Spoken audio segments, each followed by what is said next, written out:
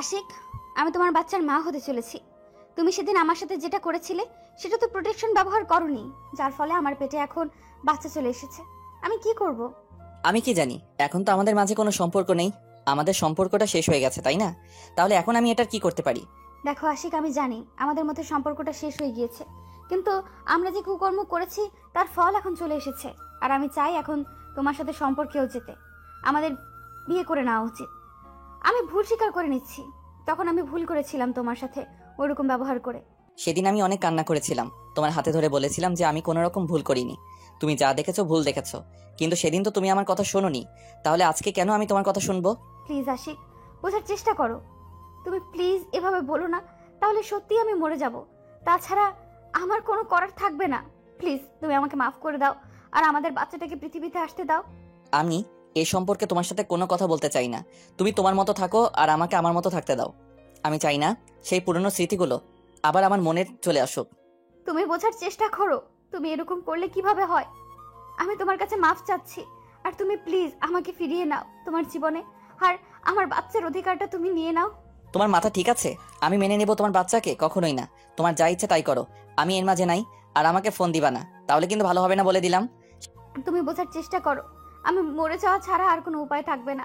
তুমি যদি আমাকে এইভাবে ফিরিয়ে দাও, প্লিজ আশিক, তোমার হাতে ধরে বলতেছি, তুমি আমাকে মেনে নাও। সেটা আমার পক্ষে সম্ভব না, আর আমি এটা কখনো করব না। এখন তোমার যা ইচ্ছা তাই করতে পারো, আর কখনো আমাকে ডিস্টার্ব করবে না। আমি এই সম্পর্কে আর কোনো কথা বলতে চাই না। প্লিজ আশিক, আমাকে ছেড়ে যেও না, তাহলে আমি এই পৃথিবীতে বেঁচে থাকতে পারবো না। প্লিজ তুমি আমাকে এই মরণ খেলায় নামিয়ে দিও না, প্লিজ আশিক, তোমার হাত ধরে বলতেছি। আমি আমি তোমাকে অনুরোধ করতেছি, প্লিজ ফিরে আসো। আমি বললাম তো এটা সম্ভব না, তারপরে তুমি এরকম করতেছো কিসের জন্য? আর তুমি এখন তোমার বাসায় ফিরে যাও, সেটাই ভালো হবে, আমি বলে দিচ্ছি। হয়তো তুমি জানো না, আমার বাবা এই পৃথিবী ছেড়ে চলে গিয়েছে কিছুদিন আগে। এখন আমি আমার মা ছাড়া এই পৃথিবীতে কেউ নেই। প্লিজ তুমি যদি এখন আমাকে এইভাবে নিরুপায় করে দিয়ে যাও, তাহলে সত্যি আমি বাঁচতে পারবো না। সেদিন তো তোমার ইচ্ছা মতো আমি তোমার সাথে ছিলাম রাতে, কিন্তু তার জন্য যে এরকম হবে আমি কল্পনা করতে পারিনি। আর আমি হয়তো বুঝতে পারিনি, তার জন্য আজকে আমরা দুজনের থেকে আলাদা। কিন্তু প্লিজ আশিক, তুমি এখন আমার বাচ্চার দায়িত্ব নাও। একটা কথা শুনে খুব খারাপ লাগতেছে যে তোমার বাবা আর এই পৃথিবীতে বেঁচে নেই, কিন্তু আমার এখানে কিছু করার নেই। আমি কিছু করতে পারবো না, কারণ সেদিনও আমি অনেক কান্না করেছিলাম, আর আমিও কষ্ট ছাড়া কিচ্ছু পাইনি। তুমি একবার বোঝার চেষ্টা করোনি আমাকে, তাহলে আমি কেন বুঝতে চেষ্টা করব তোমাকে? আমি তোমাকে অনুরোধ করে বলতেছি, তোমার দুই হাত ধরে বলতেছি, তোমার পায়ে ধরে বলছি, তুমি প্লিজ আমাকে ছেড়ে যেও না। তুমি যদি এখন আমাকে ছেড়ে চলে যাও, হয়তো আমার এই পৃথিবীর বুকে বেঁচে থাকা হবে না। প্লিজ আশিক। সেটা আমার পক্ষে সম্ভব না। তুমি কি করবে না করবে সেটা তোমার ব্যক্তিগত ব্যাপার, কারণ আমাদের মাঝে আর কোনো কিছু নেই। আর আমি চাই না আমাদের মাঝে আর কোনো কিছু সম্পর্ক হয়ে যাক। আমি আমার মতো ভালোই আছি একা। তুমি আমাকে ছেড়ে যেও না, তুমি এরকম করতে পারো না আমার সাথে, প্লিজ। তুমি এরকম করবে না আমার সাথে। আশিক প্লিজ, আমাকে ছেড়ে যেও না। আমি কি করব বুঝতে পারতেছি না, আমাকে তুমি সাথে করে নাও প্লিজ। এবার কিন্তু আমার মাথা গরম হয়ে যাবে, আর আমি কখন কি করে বসবো নিজেও জানি না। হয়তো তোমার উপর হাত তুলতে পারি, তাই তুমি এখন আমার সামনে কোনো রকম ন্যাকামি করার চেষ্টা করবে না। যেটা হয়েছে ডক্টরের কাছে যাও, তারপর সবকিছু সমাধান করে নাও। কত টাকা লাগে আমি দিয়ে দেব। দেখো আশিক, দোষটা আমাদের দুজনেরই ছিল। আমরা দুজন ভুল করেছিলাম, তার জন্য যে আসতে চলেছে তাকে আমি নষ্ট করে দিব? আমরা তো ভুল করেছিলাম, আমরা তো সবকিছু বাধা নিয়ম শৃঙ্খলা ভেঙে দুজন দুজনকে কাছে টেনে নিয়েছিলাম। তখন তো আমাকে তোমার খুব ভালো লেগেছে, আর এখন যে আসতে চলেছে তাকে তোমার বিরক্ত লাগতেছে কেন? আমার এখন সময় নেই, আমি এখন বাসায় যাচ্ছি।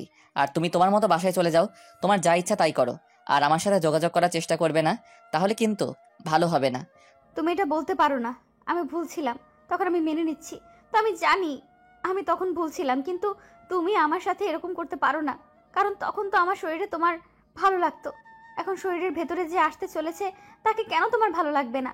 সেটা তো তোমারই দেওয়া দান, তাই না? তখন আমিও তোমাকে খুব করে চাইতাম সারা জীবন একসাথে থাকার জন্য, কিন্তু যে মানুষটা ভালোবাসার মানুষকে বুঝতে পারে না, তাকে এক নিমেষেই ভুল বুঝতে পারে। আমি সেই মানুষের সাথে থাকতে পারি না, কারণ আমি পরে ভেবে দেখেছি যে ভালোবাসার মানুষকে যখন কেউ সন্দেহ চোখে দেখে, সেই সম্পর্কটা যেটাই হোক না কেন বেশি দিন টেকে না। আচ্ছা, তুমি যেটা ভালো মনে করো তাহলে সেটাই হবে। আমি আর তোমার চোখের সামনে কখনোই আসবো না। আর সব সময় ভালো থাকবে আর নিজেকে গুছিয়ে রাখবে, তাহলে হয়তো ভালো কিছু হবে তোমার জীবনে। আমার পেটের সন্তান আসতে চলেছে, আমি তাকে লালন পালন করে সারা জীবন বেঁচে থাকবো তোমার স্মৃতি বুকে নিয়ে। সেটা একান্তই তোমার ব্যক্তিগত ব্যাপার, কি করবে না করবে সেটা তুমি বুঝবে। কিন্তু আমার এখানে বুঝিয়ে কোনো লাভ নেই। আমি এখন যাচ্ছি। তুমি তোমার মতো থাকো, সেটাই ভালো হবে। আর আমাকে আমার মতো থাকতে দাও। আর আশা করবো তুমি ভালো থাকবে। যাবার আগে একটা বার ভেবে দেখো, আমি হয়তো ভুল করেছিলাম, ভুলের মাপ চাচ্ছি।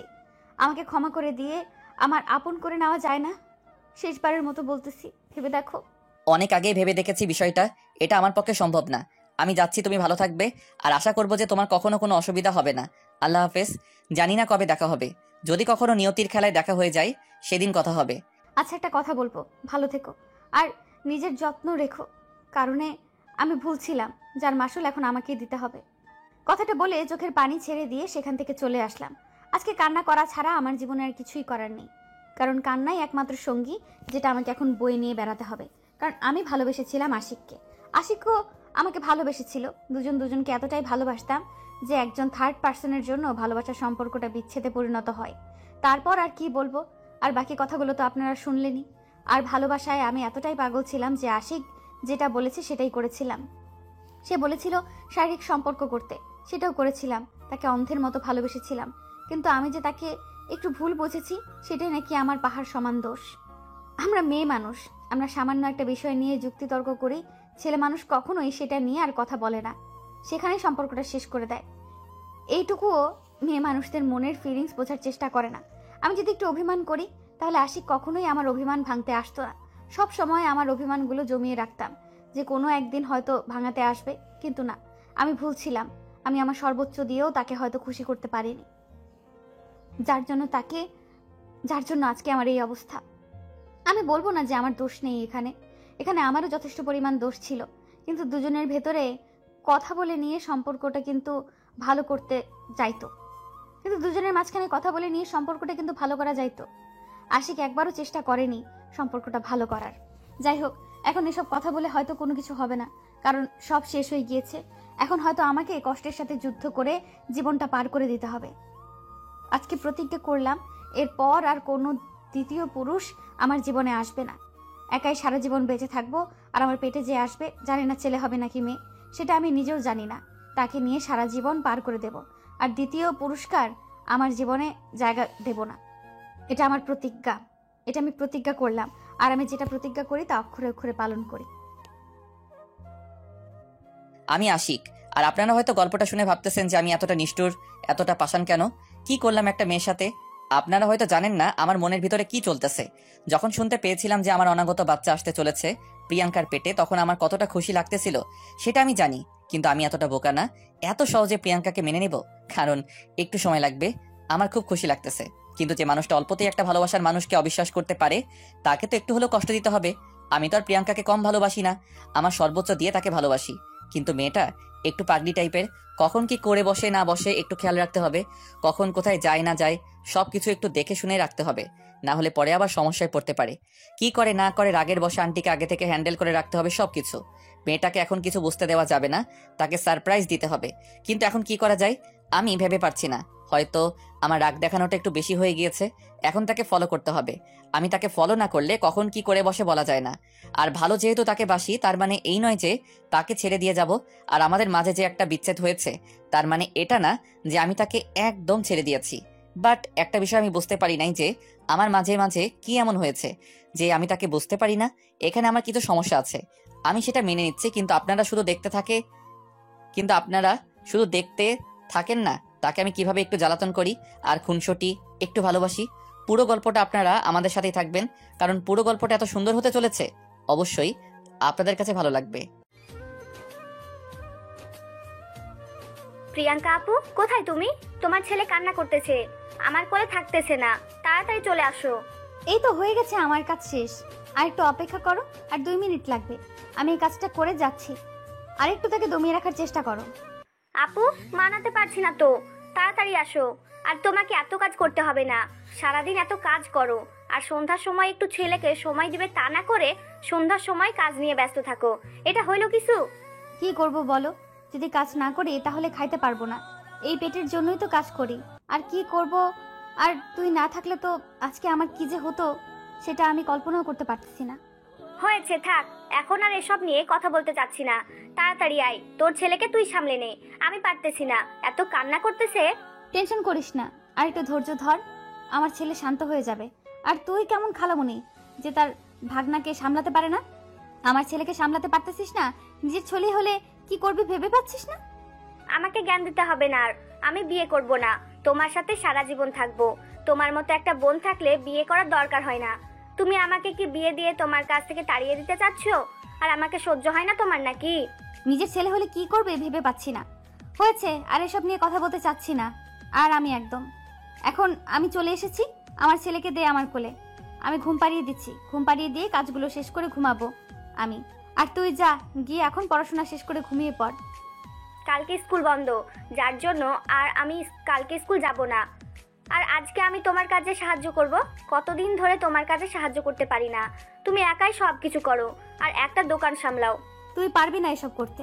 তুই পড়াশোনা করতেছিস, পড়াশোনা কর। আমি এসব করতে করতে অভ্যস্ত হয়ে গেছি, বুঝছিস? আর আমার সমস্যা হয় না। তুই আমাকে নিয়ে কোনো টেনশন করবি না। তুই পড়াশোনা ঠিক মতো কর, আমাকে যেন বৃদ্ধ বয়সে কাজ না করতে হয় তার একটা ব্যবস্থা করে দিবি। আচ্ছা আপু, হয়েছে, আর আমাকে লজ্জা দিতে হবে না। আর আমি তোমাকে সর্বোচ্চ 1 বছর কাজ করতে দেব। আমি এরপর যে কোনো একটা চাকরি খুঁজে নেব, তারপর তোমাকে বসিয়ে খাওয়াবো। তুমি আমার জন্য অনেক করেছো। আর না, হয়েছে তোর অনেক বকবক করা, এখন যা। আর এখন পড়াশোনা কর, আমাকে আমার কাজ করতে দে। আমার ছেলে এখন ঘুমাবে, আর ডিস্টার্ব করিস না তুই আমার ছেলেকে। এতক্ষণ যে তোমার ছেলে আমাকে ডিস্টার্ব করলো তার কি হবে? তুমি সেটা নিয়ে কি বলবে? এখন যদি আমি তোমাকে সেই বিচারটা দেই, তুমি তার কি বিচার করবে বলো? হয়েছে বোন, আর বকবক করতে হবে না তোমাকে। এখন তুমি যাও, সুন্দর করে তোমার পড়াশোনা শেষ করে ঘুমানোর সময়। এখন তোমার সাথে অনেক গল্প করব। কালকে যেহেতু তোমার স্কুল বন্ধ, তাই এখন তুমি যাও, আর আমি আমার ছেলেকে ঘুম পাড়িয়ে দেই। তারপর কে একটা মুচকি হাসি দিয়ে ঘর থেকে বেরিয়ে গেল। আর আমিও চুপচাপ কোনো কথা না বলে আমার ছেলেকে নিয়ে বিছানার উপর শুয়ে পড়লাম। এখন তার ঘুমানোর দরকার, কারণ সারা দিন এত পরিশ্রম করি, আমার ছেলেকে আমি ঠিক মতো সময় পর্যন্ত দিতে পারি না। আপনারা ভাবতেছেন যে গল্প কোথা থেকে কোথায় চলে আসলো, আর আমার জীবন কাহিনী 1 বছরে কি ঘটে গেল। এই যে 1 বছরের ঘটনা আপনাদেরকে বলছি, 1 বছর আগে কি এই 1 বছরে কি হয়েছিল সেটা আমরা স্কিপ করে রেখে এসেছিলাম। আসলে এই 1 বছরে আমি অনেক কিছু হারিয়েছি। আমি আমার আম্মুকে হারিয়েছি, আর একটা জিনিস শুধু পেয়েছি, সেটা হলো আমার ছেলে। আপনারা ভাবতেছেন তাহলে আশিক কোথায় গেল? তাকে আমি যাকে চিনি না এখন, কারণ আমি ওয়াদা করেছিলাম তার সামনে আর কখনোই যাব না। আর সে আমাকে বাধা করে দিয়েছিল আমি যেন কখনো তার সামনে না যাই। অনেক কষ্ট করে, অনেক মেহনত করেছি, আর শেষ পর্যন্ত আমার ছেলেকে আমি এই পৃথিবীর মুখ দেখাতে পেরেছি। আমি ভালো করেই জানি এই সব কিছুই ভুল ছিল আমার জীবনে।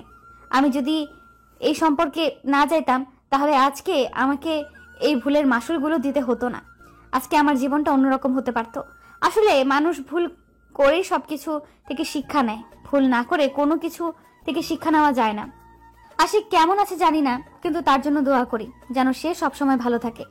ভালোবাসা যে এমন একটা অনুভূতি যেটা সারা জীবন মনের ভেতর ধরে রাখতেই হয়, আর ইচ্ছা করলেও সেই ভালোবাসার স্মৃতিগুলো মুছে ফেলা যায় না।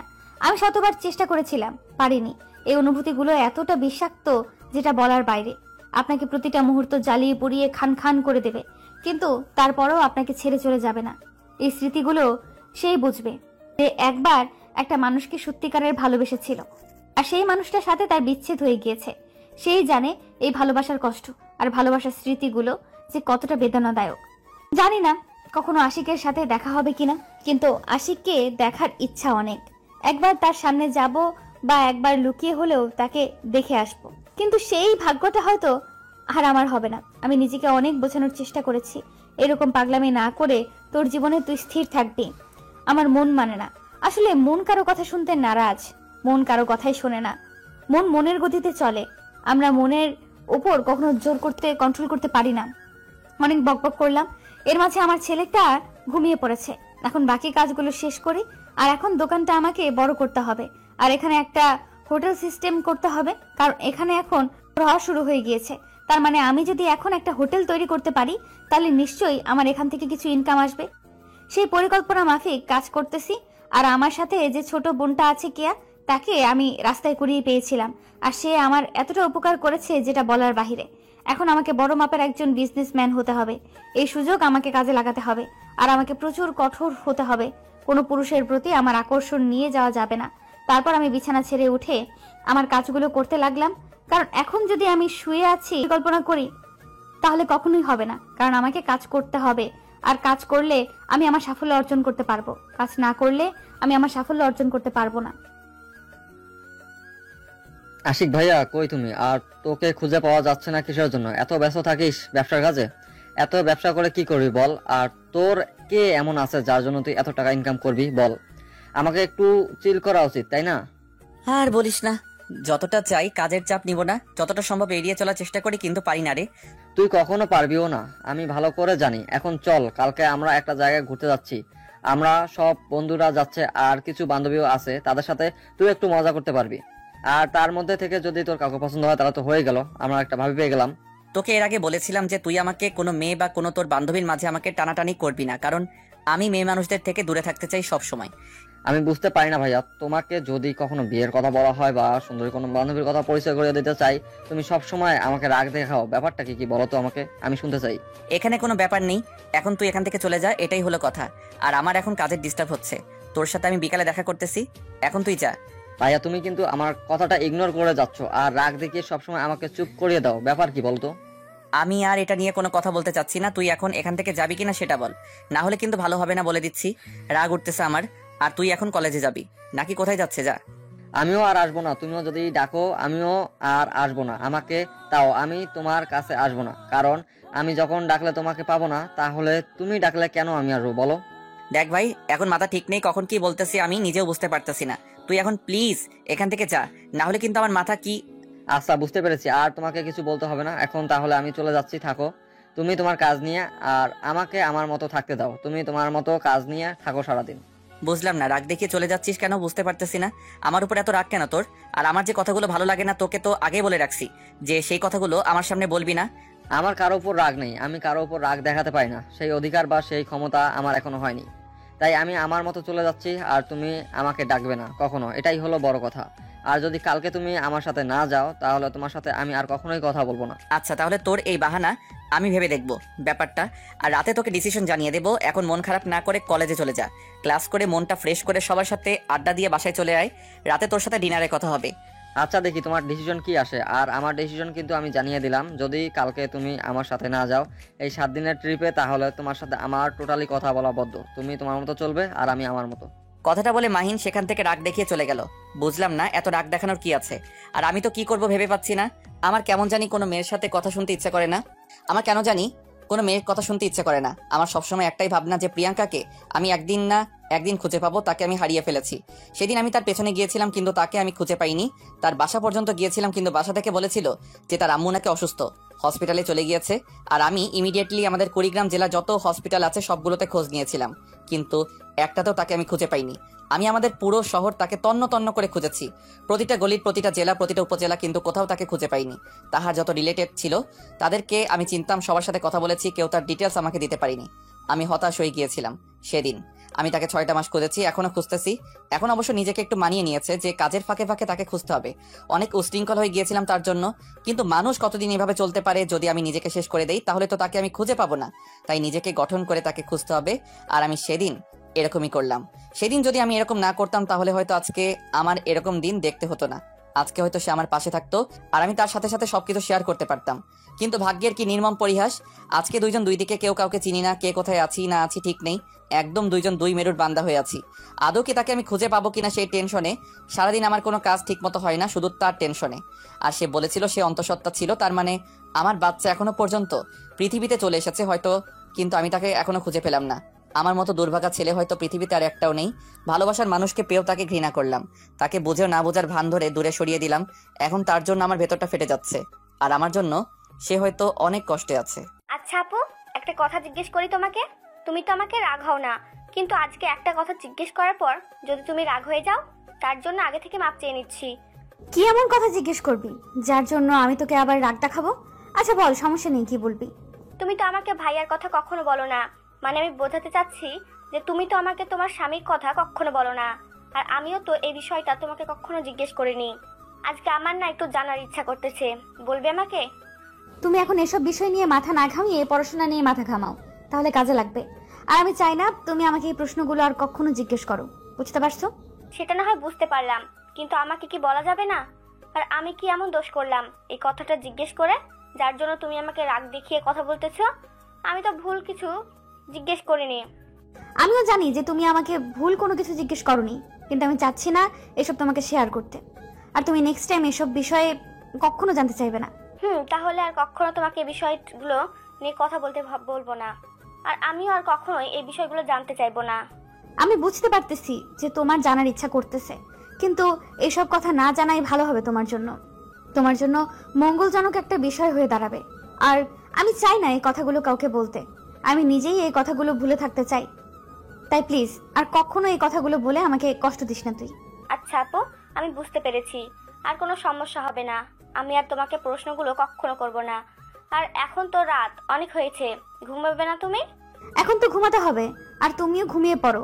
তাহলে দেখবে যে কালকে অনেক ভালো লাগবে। রাত জাগলে সকালে যদি ঘুম থেকে উঠতে না পারো, তাহলে দেখবে যে সারাদিন খারাপ যাবে। আমি বুঝতে পারছি আপু। আচ্ছা তাহলে গুড নাইট। আর এখন ঘুমিয়ে পড়লাম, তুমিও ঘুমিয়ে পড়ো, কালকে সকালের কথা হবে। আমার ঘুম পাচ্ছে। কথাটা বলেই আমার ছোট বোনটা ঘুমিয়ে পড়লো। আজকে হঠাৎ করে আমাকে এই প্রশ্ন জিজ্ঞেস করলো কেন? নিশ্চয়ই তাকে কেউ জিজ্ঞেস করতে বলেছিল, তা না হলে তো এই মেয়ের মাথায় এসব কথা আসার কথা না। নিশ্চয়ই তাকে কেউ বলেছে যে তোর আপুর জীবন সম্পর্কে একটু জানাও, চেষ্টা করিস। না হলে আমার যতটুকু জানা সেই হিসেবে তো আমার বোন আমাকে এইসব প্রশ্ন করার সাহস পর্যন্ত পায় না। এই বিষয়ে পরে দেখা যাবে।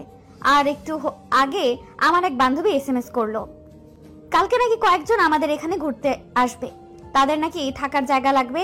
আর আমার তো পাশের রুমটা ফাঁকা আছে। আমার বান্ধবীর ওইখানে নাকি সবাই বুকিং দিয়েছে, কিন্তু একটা মানুষের নাকি জায়গা হবে না।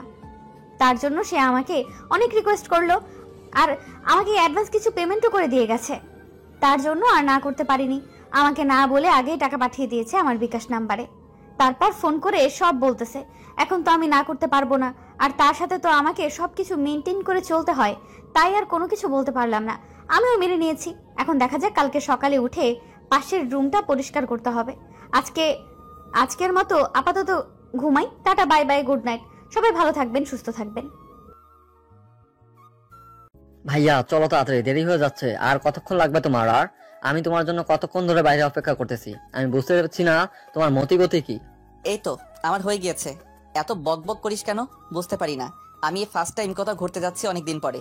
তার উপর তোর বন্ধু বান্ধবদের সাথে একটু তো হালকা করে হলো নিজেকে পারফেক্ট ভাবে গুছিয়ে নিতে হবে, তাই না? বুঝতে পেরেছি। এখন আর বেশি সময় নেওয়া যাবে না, কারণ সবাই আমাকে SMS করে মেজাজটা গরম করে দিচ্ছে। সবাই নাকি বেরিয়ে রাস্তায় দাঁড়িয়ে আছে আমাদের জন্য। তুমি একটু তাড়াতাড়ি করো, তাহলে ভালো হয়।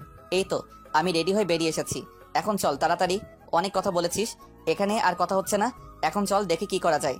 ভাইয়া দেখো, তুমি কিন্তু সেখানে গিয়ে মুড অফ করে রাখতে পারবে না। সবসময় হাসি খুশি থাকবে আর সবার সামনে সুন্দরভাবে একটু মেশার চেষ্টা করবে। অনেক জ্ঞান দিয়েছিস, এখন চল, না হলে কিন্তু দেরি হয়ে যাচ্ছে। আর পরে আমাকে দোষারোপ করবি, সেটা আমি ভালো করে জানি। এখন চল তাড়াতাড়ি। আচ্ছা ভাইয়া, তুমি এত হ্যান্ডসাম আর তুমি সবসময় নিজেকে নিজের কাছে লুকিয়ে রাখো কিসের জন্য বুঝি না। তোমার যেটা আছে সেটা যদি দেখিয়ে বেড়াও, প্রথমে তোমার উপর ফিদা হয়ে যাবে জানো। আমি চাই না অনেক মেয়ের কাছে গিয়ে মেয়েদের ক্যারেক্টার লেস করতে, আর তখন তোর সমস্যা হবে। তখন তোর ভাবি অনেক হয়ে যাবে। কোনটাকে সামলাবি তুই ভেবে দেখ। আমি ভালো করে জানি তোমার সাথে কথায় পারবো না। এখন চলো গাড়ি তাড়াতাড়ি উঠে পড়ো, তারা আমাদের জন্য সামনে অপেক্ষা করতেছে। এখান থেকে 100 কিলোমিটারের মতো দূর হবে। একটু তাড়াতাড়ি বের হতে হবে, বিকেলে গিয়ে ওইখানে একটু আড্ডা মারতে হবে। বুঝতে পেরেছি, তো সমস্যা হবে না, আমি ড্রাইভ করি। তুই দেখ, আমি তাড়াতাড়ি তোকে নিয়ে যাবো, সমস্যা নেই। আর সবার আগে গিয়ে আমরা সেই লোকেশনে পৌঁছাবো, দেখতে থাক তুই শুধু। তারপর মাহিন আমার সঙ্গে কোনো কথা বললো না। আমি চুপচাপ এখন ড্রাইভিং করতে লাগলাম, কারণ এখন আমাকে তাড়াতাড়ি পৌঁছাতে হবে সেখানে। যতই হোক ছোট ভাইয়ের একটা প্রেস্টিজ আছে, আমার জন্য তাকে অনেক কথা শুনতে হয়েছে। আর যাতে করে শুনতে না হয় তার জন্য তাড়াতাড়ি যেতে হবে।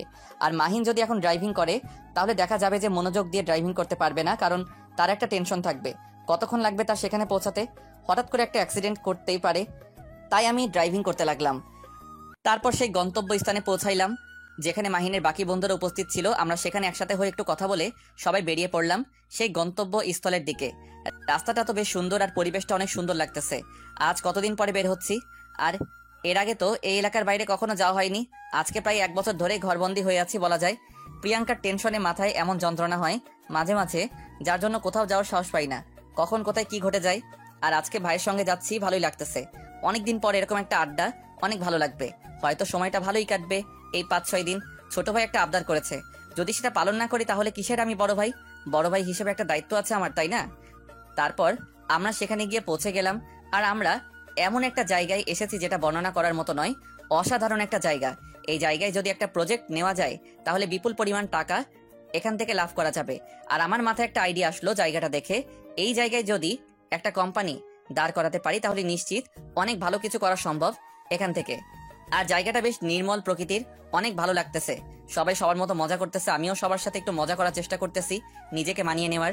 না হলে আমার ছোট ভাইয়ের মন খারাপ হয়ে যাবে, আমি চাই না তার মন খারাপ করে দিতে।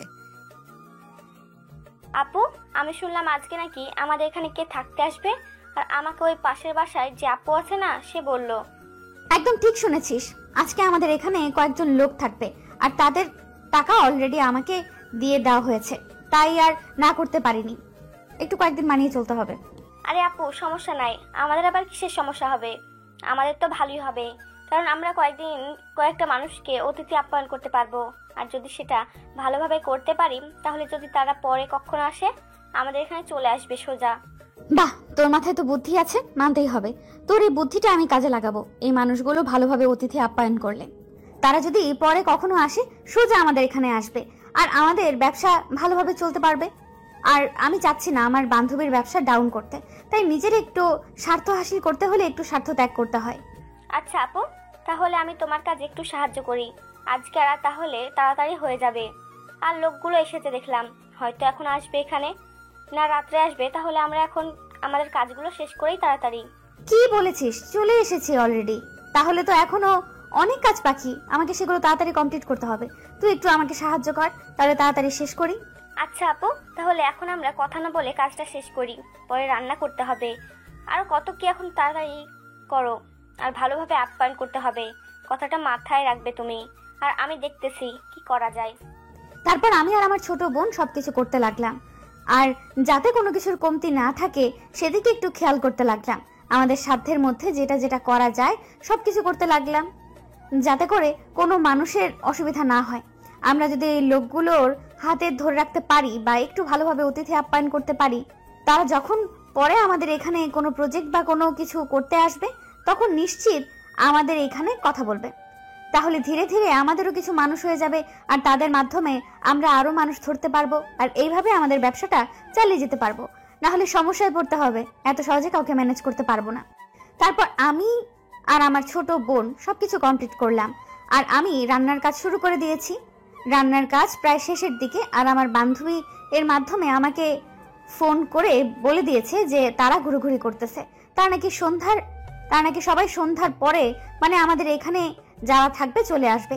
তার জন্য আমি খুব তাড়াতাড়ি কাজ করতে লাগলাম, কাজগুলো তাড়াতাড়ি শেষ করে সবকিছু পরিপাটি করে রাখলাম আর সুন্দরভাবে ডাইনিং টেবিলের খাবারগুলো সাজিয়ে রাখলাম। তারা যেহেতু এখন রেস্ট করতেছে, তার মানে এখানে এসে খাওয়া দাওয়া করতে চাইবে, তার জন্য সবকিছু আগে থেকেই ঠিক করে রাখলাম।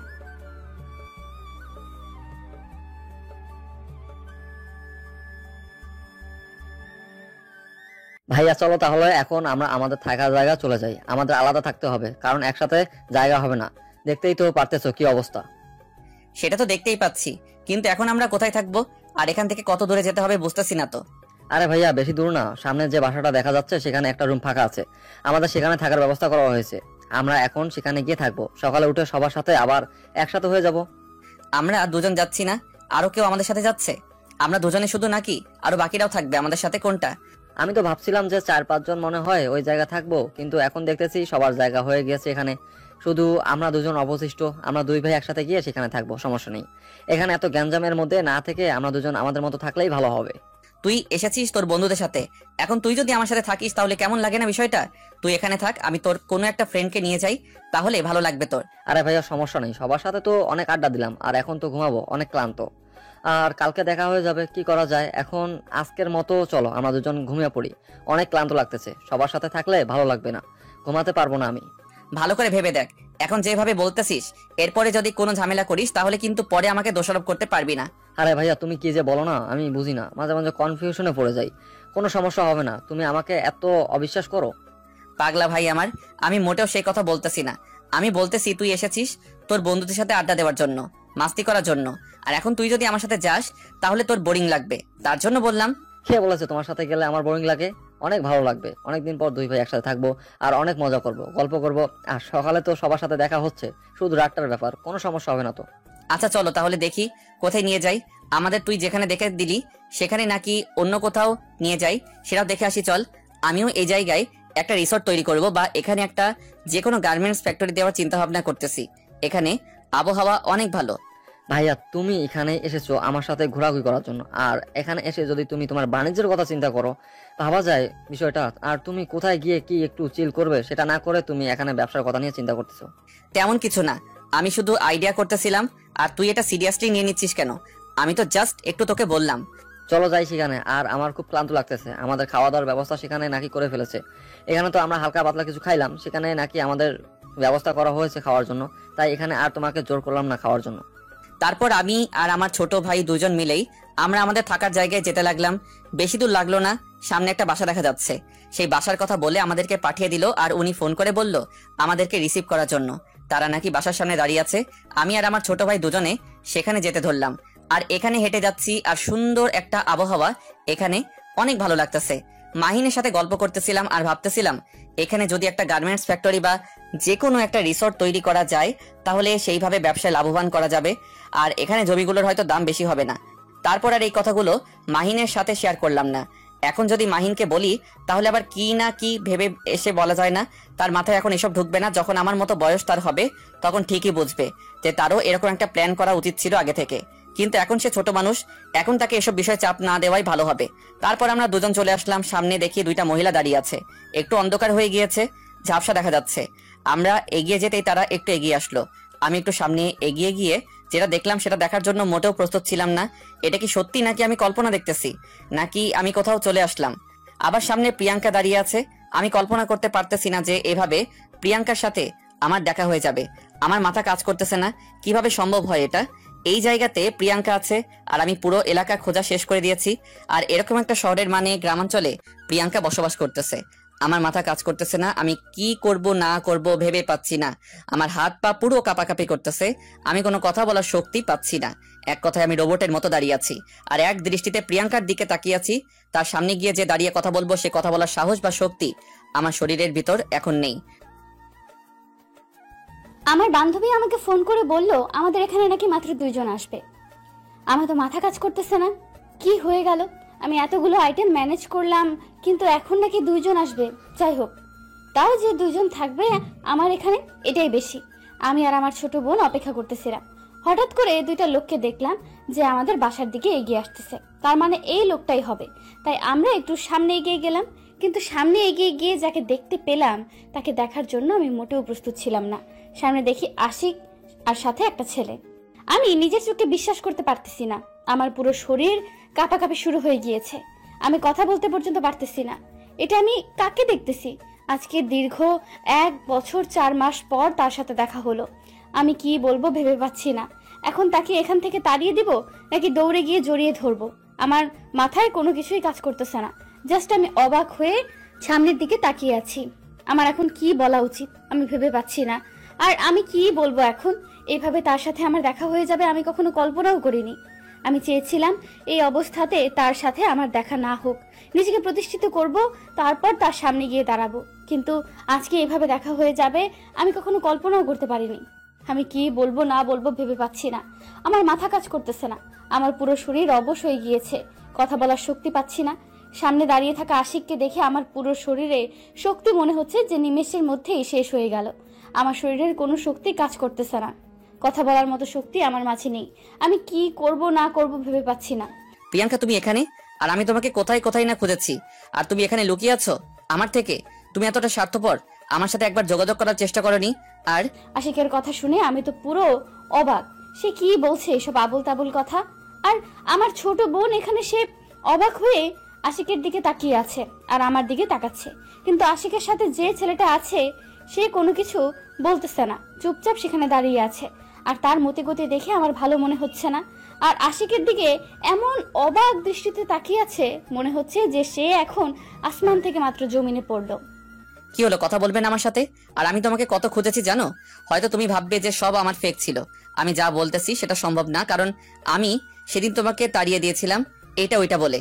আপনি এখানে কেন এসেছেন? আর আপনি আমার সামনে কখনো আসবেন না। আপনি বলেছিলেন, তাহলে আজকে কেন আসলেন? আমি তো আপনার সামনে যাইনি, আপনি তো আমাকে বাধা করে দিয়েছিলেন। জানো কত জায়গায় খুঁজেছি তোমায়, তোমার যত রিলেটিভ আত্মীয় ছিল সবার সাথে প্রতিনিয়ত এখনো পর্যন্ত আমি কন্ট্যাক্ট করে যাই, কেউ তোমার খোঁজ দিতে পারিনি এখনো পর্যন্ত। তুমি সবার সাথে কন্ট্যাক্ট বন্ধ করে দিয়েছো। সেটা একান্তই আমার ব্যক্তিগত ব্যাপার, আমি কি করব না করব, কিন্তু আপনি আমার পার্সোনাল বিষয়ে নাক গলাতে পারেন না, সেটা আপনি আগেই বলে দিয়েছিলেন। আমি জানি তোমার আকাশ সমান অভিমান জমে আছে আমার উপর। তুমি অনেক কষ্ট করেছো আর অনেক কষ্ট করে নিজের জীবিকা নির্বাহ করতেছো, কিন্তু আমার কথাগুলো তুমি অক্ষরে অক্ষরে পালন করেছো। আমি না হয় সেদিন রাগের বশে বলেছিলাম যে আমার সামনে কখনো আসবে না। সেদিন আমার সিচুয়েশনটা তুমি তো জানতে চাওনি, আমি কোন সিচুয়েশনে ছিলাম তখন, আর আমি সেদিন কোথা থেকে কোথায় যাচ্ছিলাম, আর তোমার ফোন পে তোমার সাথে দেখা করতে গিয়েছিলাম। সেটা একান্তই আপনার পার্সোনাল ব্যাপার, আমি এখানে কথা বলতে চাই না। আর আপনি তাহলে আমাদের বাসায় থাকবেন আজকে, আর আপনি এখন আমাদের গেস্ট। আমি চাই আপনি শুধু আমার গেস্ট হয়েই এখানে থাকবেন, আর এখানে অতিরিক্ত কোনো কথা বলবেন না। আর যেটা অতীতে হয়ে গিয়েছে আমাদের মধ্যে, সেটা অতীতেই থাক, বর্তমানে নিয়ে আসার কোনো মানে হয় না। আমি বুঝতে পারতেছি আমার উপর তোমার কতটা রাগ, কতটা অভিমান জমে আছে। আমি ভালোভাবে জানি, কারণ আমি যেমন তোমাকে খুঁজেছি, তুমি তেমন তোমার জীবিকা নির্বাহ করার জন্য কতটা পরিশ্রম করেছো সেটা এখন আমি হাড়ে হাড়ে টের পাচ্ছি, কারণ এখন নিজেকে বুঝতে শিখেছি আমি।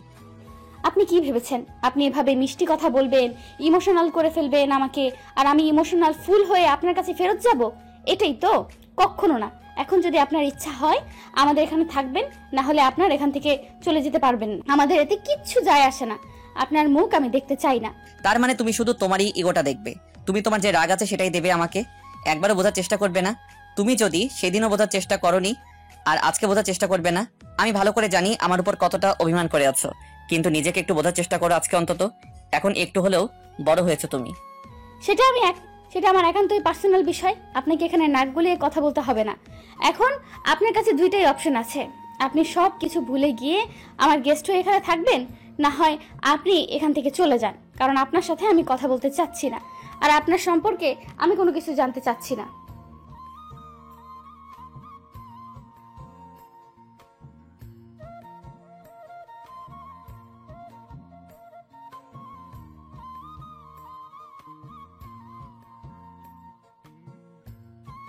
আচ্ছা, আমি ভুল করেছি, আমি স্বীকার করতেছি সেদিন আমার মুড অফ ছিল, তার সাথে খারাপ ব্যবহার করেছি, তোমাকে তাড়িয়ে দিয়েছি আমার জীবন থেকে।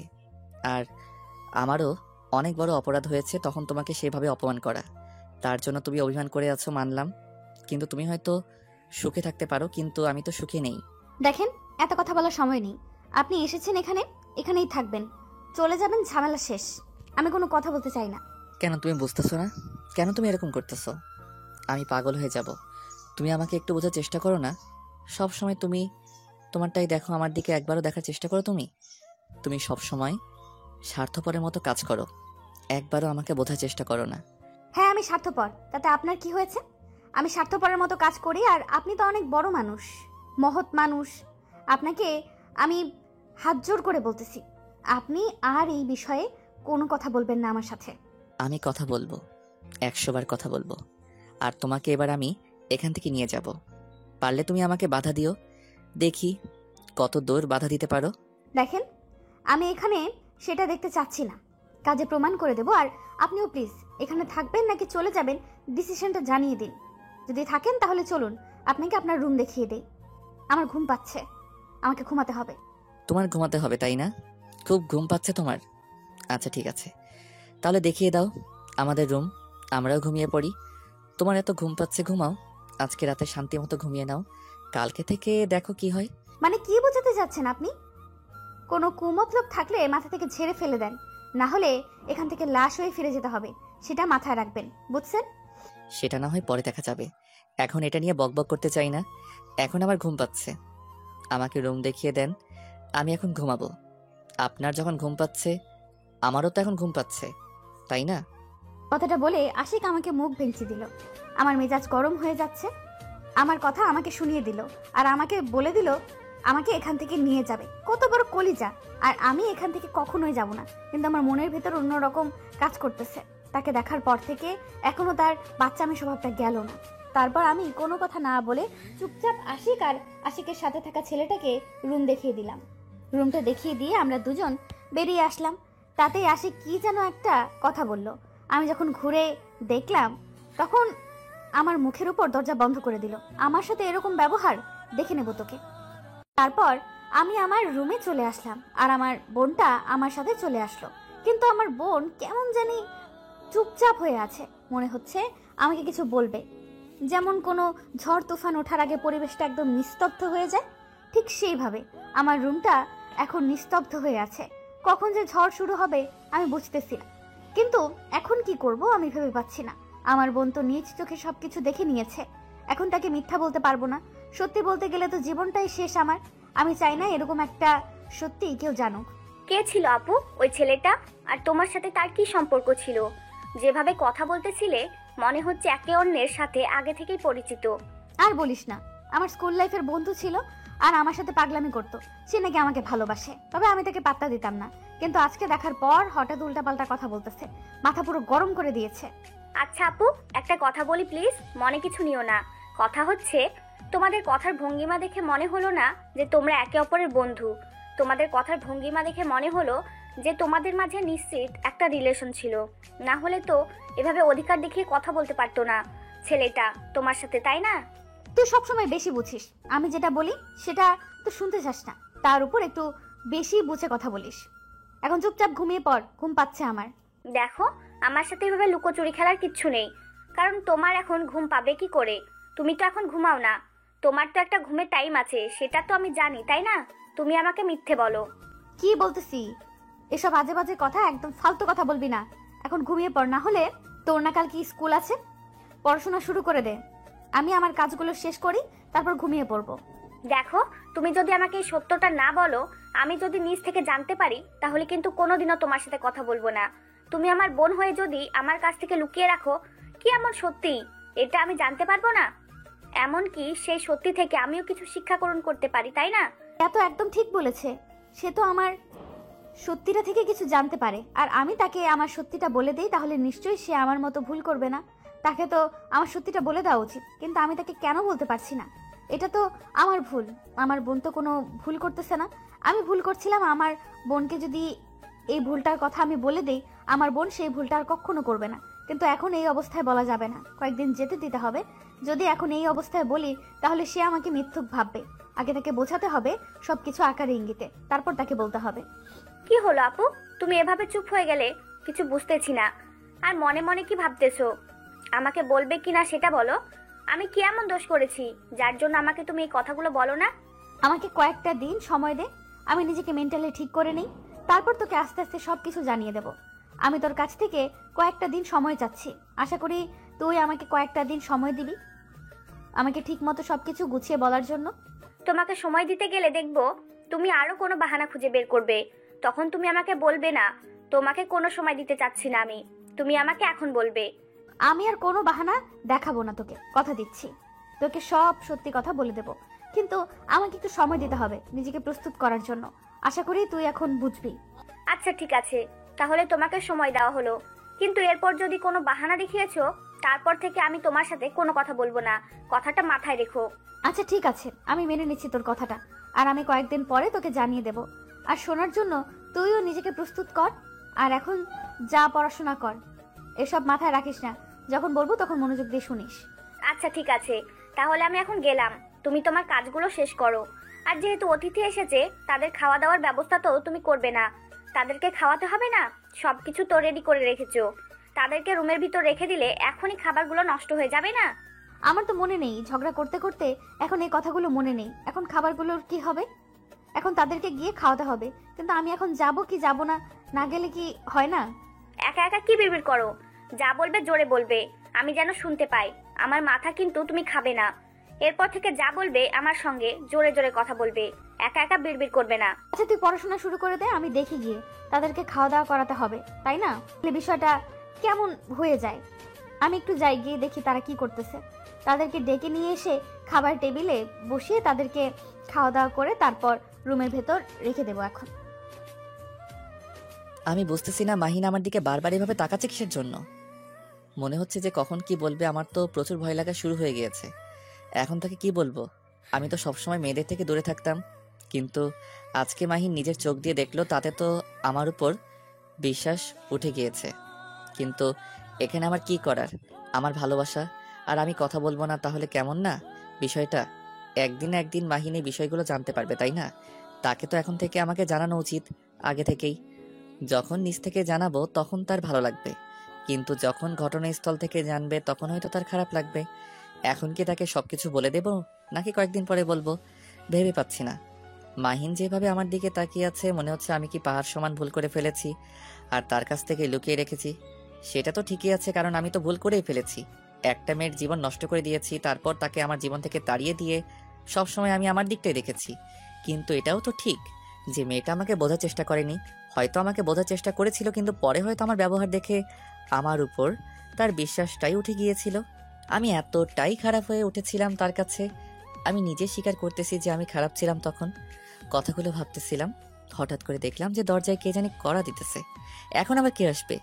একটু আগেই তো ঝগড়া করলো। প্রিয়াঙ্কা তো আসবে না। তাহলে কি প্রিয়াঙ্কা ছোট বোন আসলো? কিছু বুঝতেছি না। আমার তো ভয় লাগতেছে। হঠাৎ করে কি করি না করি, এরকম একটা পরিস্থিতিতে পড়ে যাব। আরে, আমি এত ভয় পাচ্ছি কেন বুঝতে পারছি না তো। আমি তো তাকে ভালোবাসি, তাই না? তার জন্য এত কষ্ট পাচ্ছি। তাকে খুঁজে পেয়েছি, কোথায় আজকে খুশিতে ঘুমাবো। কিন্তু টেনশন করতেছি কিসের জন্য আমি নিজেই বুঝতেছি না। আমি আমার ভালোবাসার মানুষকে ফিরিয়ে নিয়ে যাব, সেটা যে কোনো মূল্যেই হোক। তাকে আমার করে পেতেই হবে। তাতে যতই আমাকে স্যাক্রিফাইস করা লাগবে, যতই সে আমাকে অপমান করে করুক, সবকিছু আমাকে এড়িয়ে চলতে হবে। তাকে ফিরে পেতে হবে, কারণ তাকে আমি ভালোবাসি। আর ভালোবাসার মানুষটা একটু অপমান করলে তাতে কিছুই আসবে না, কারণ আমি তাকে এর থেকেও বড় অপমান করেছি, এর থেকেও বড় কঠোর শাস্তি দিয়েছি তাকে একা করে দিয়ে। তারপর আমি রুমে দরজা খুলে দিয়ে অবাক হয়ে সামনে তাকিয়ে রইলাম। এটা আমি কাকে দেখতেছি? সত্যি প্রিয়াঙ্কা এসেছে নাকি আমি কল্পনা করছি? আমার চোখ কি হয়ে গেল যে আমি এখন রাত্রিবেলা কল্পনা করি না ঘুমিয়ে? আমার সাথে এসব কি হচ্ছে আমি ভেবে পাচ্ছি না। কেন আমার সাথে এরকম হচ্ছে? আমি কেন তখন তার ভালোবাসার মূল্য দিতে পারলাম না? আর আজকে কেন আমি কষ্ট পাচ্ছি? সবকিছু আমার দোষ। সবকিছু আমাকে ঠিক করতে হবে আবার। কি হলো? তুই আবার আমার দিকে এভাবে তাকিয়ে আছিস কিসের জন্য? আমি আবার কি করলাম? আমি তোমাকে কত ভালো মনে করতাম জানো।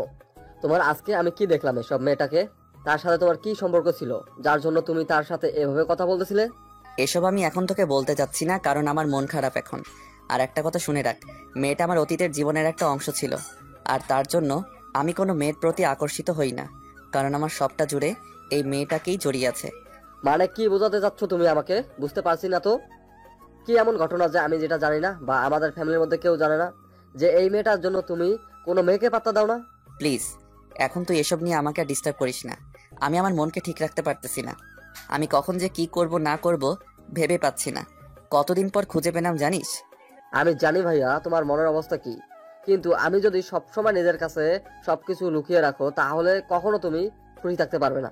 আমি এসব নিয়ে তোর সাথে কোনো কথা বলতে চাই না। তুই কেন এসব নিয়ে বেশি কথা বলতেছিস বুঝতেছি না তো।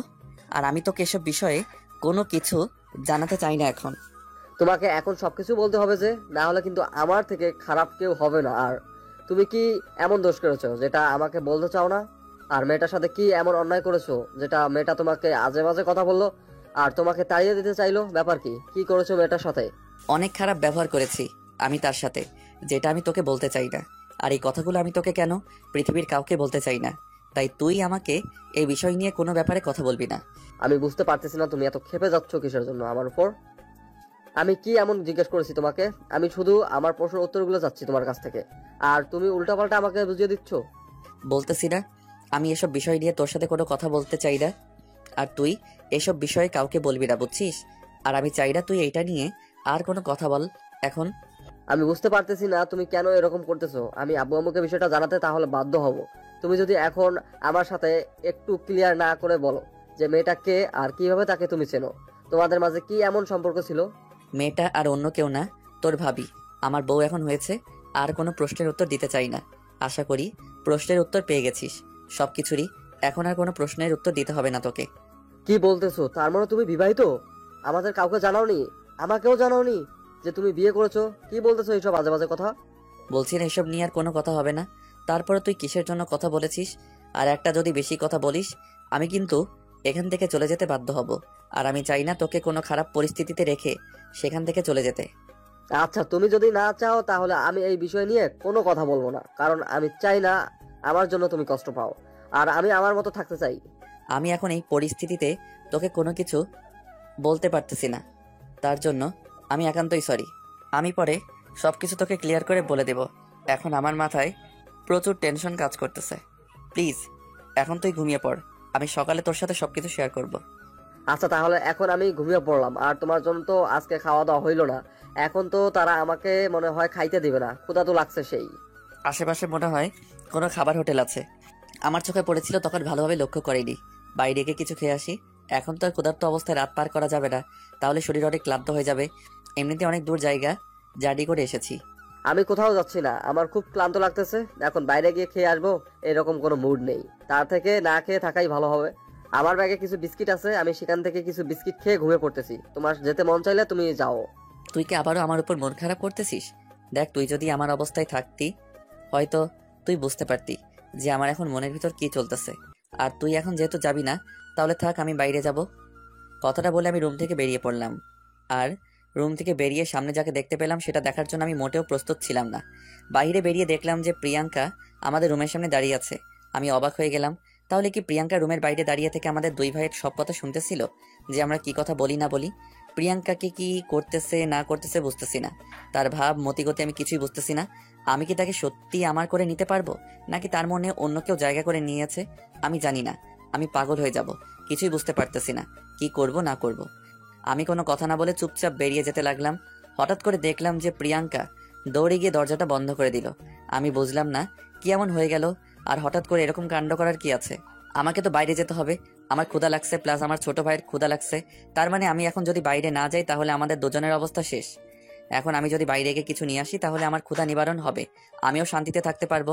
কারণ আমার জন্য আজকে মাহিনের এই পরিস্থিতির শিকার হতে হয়েছে। আমার ভুলের কারণে আজকে আমার ছোট ভাই ক্ষুধার্ত অবস্থায় ঘুমানোর চেষ্টা করতেছে।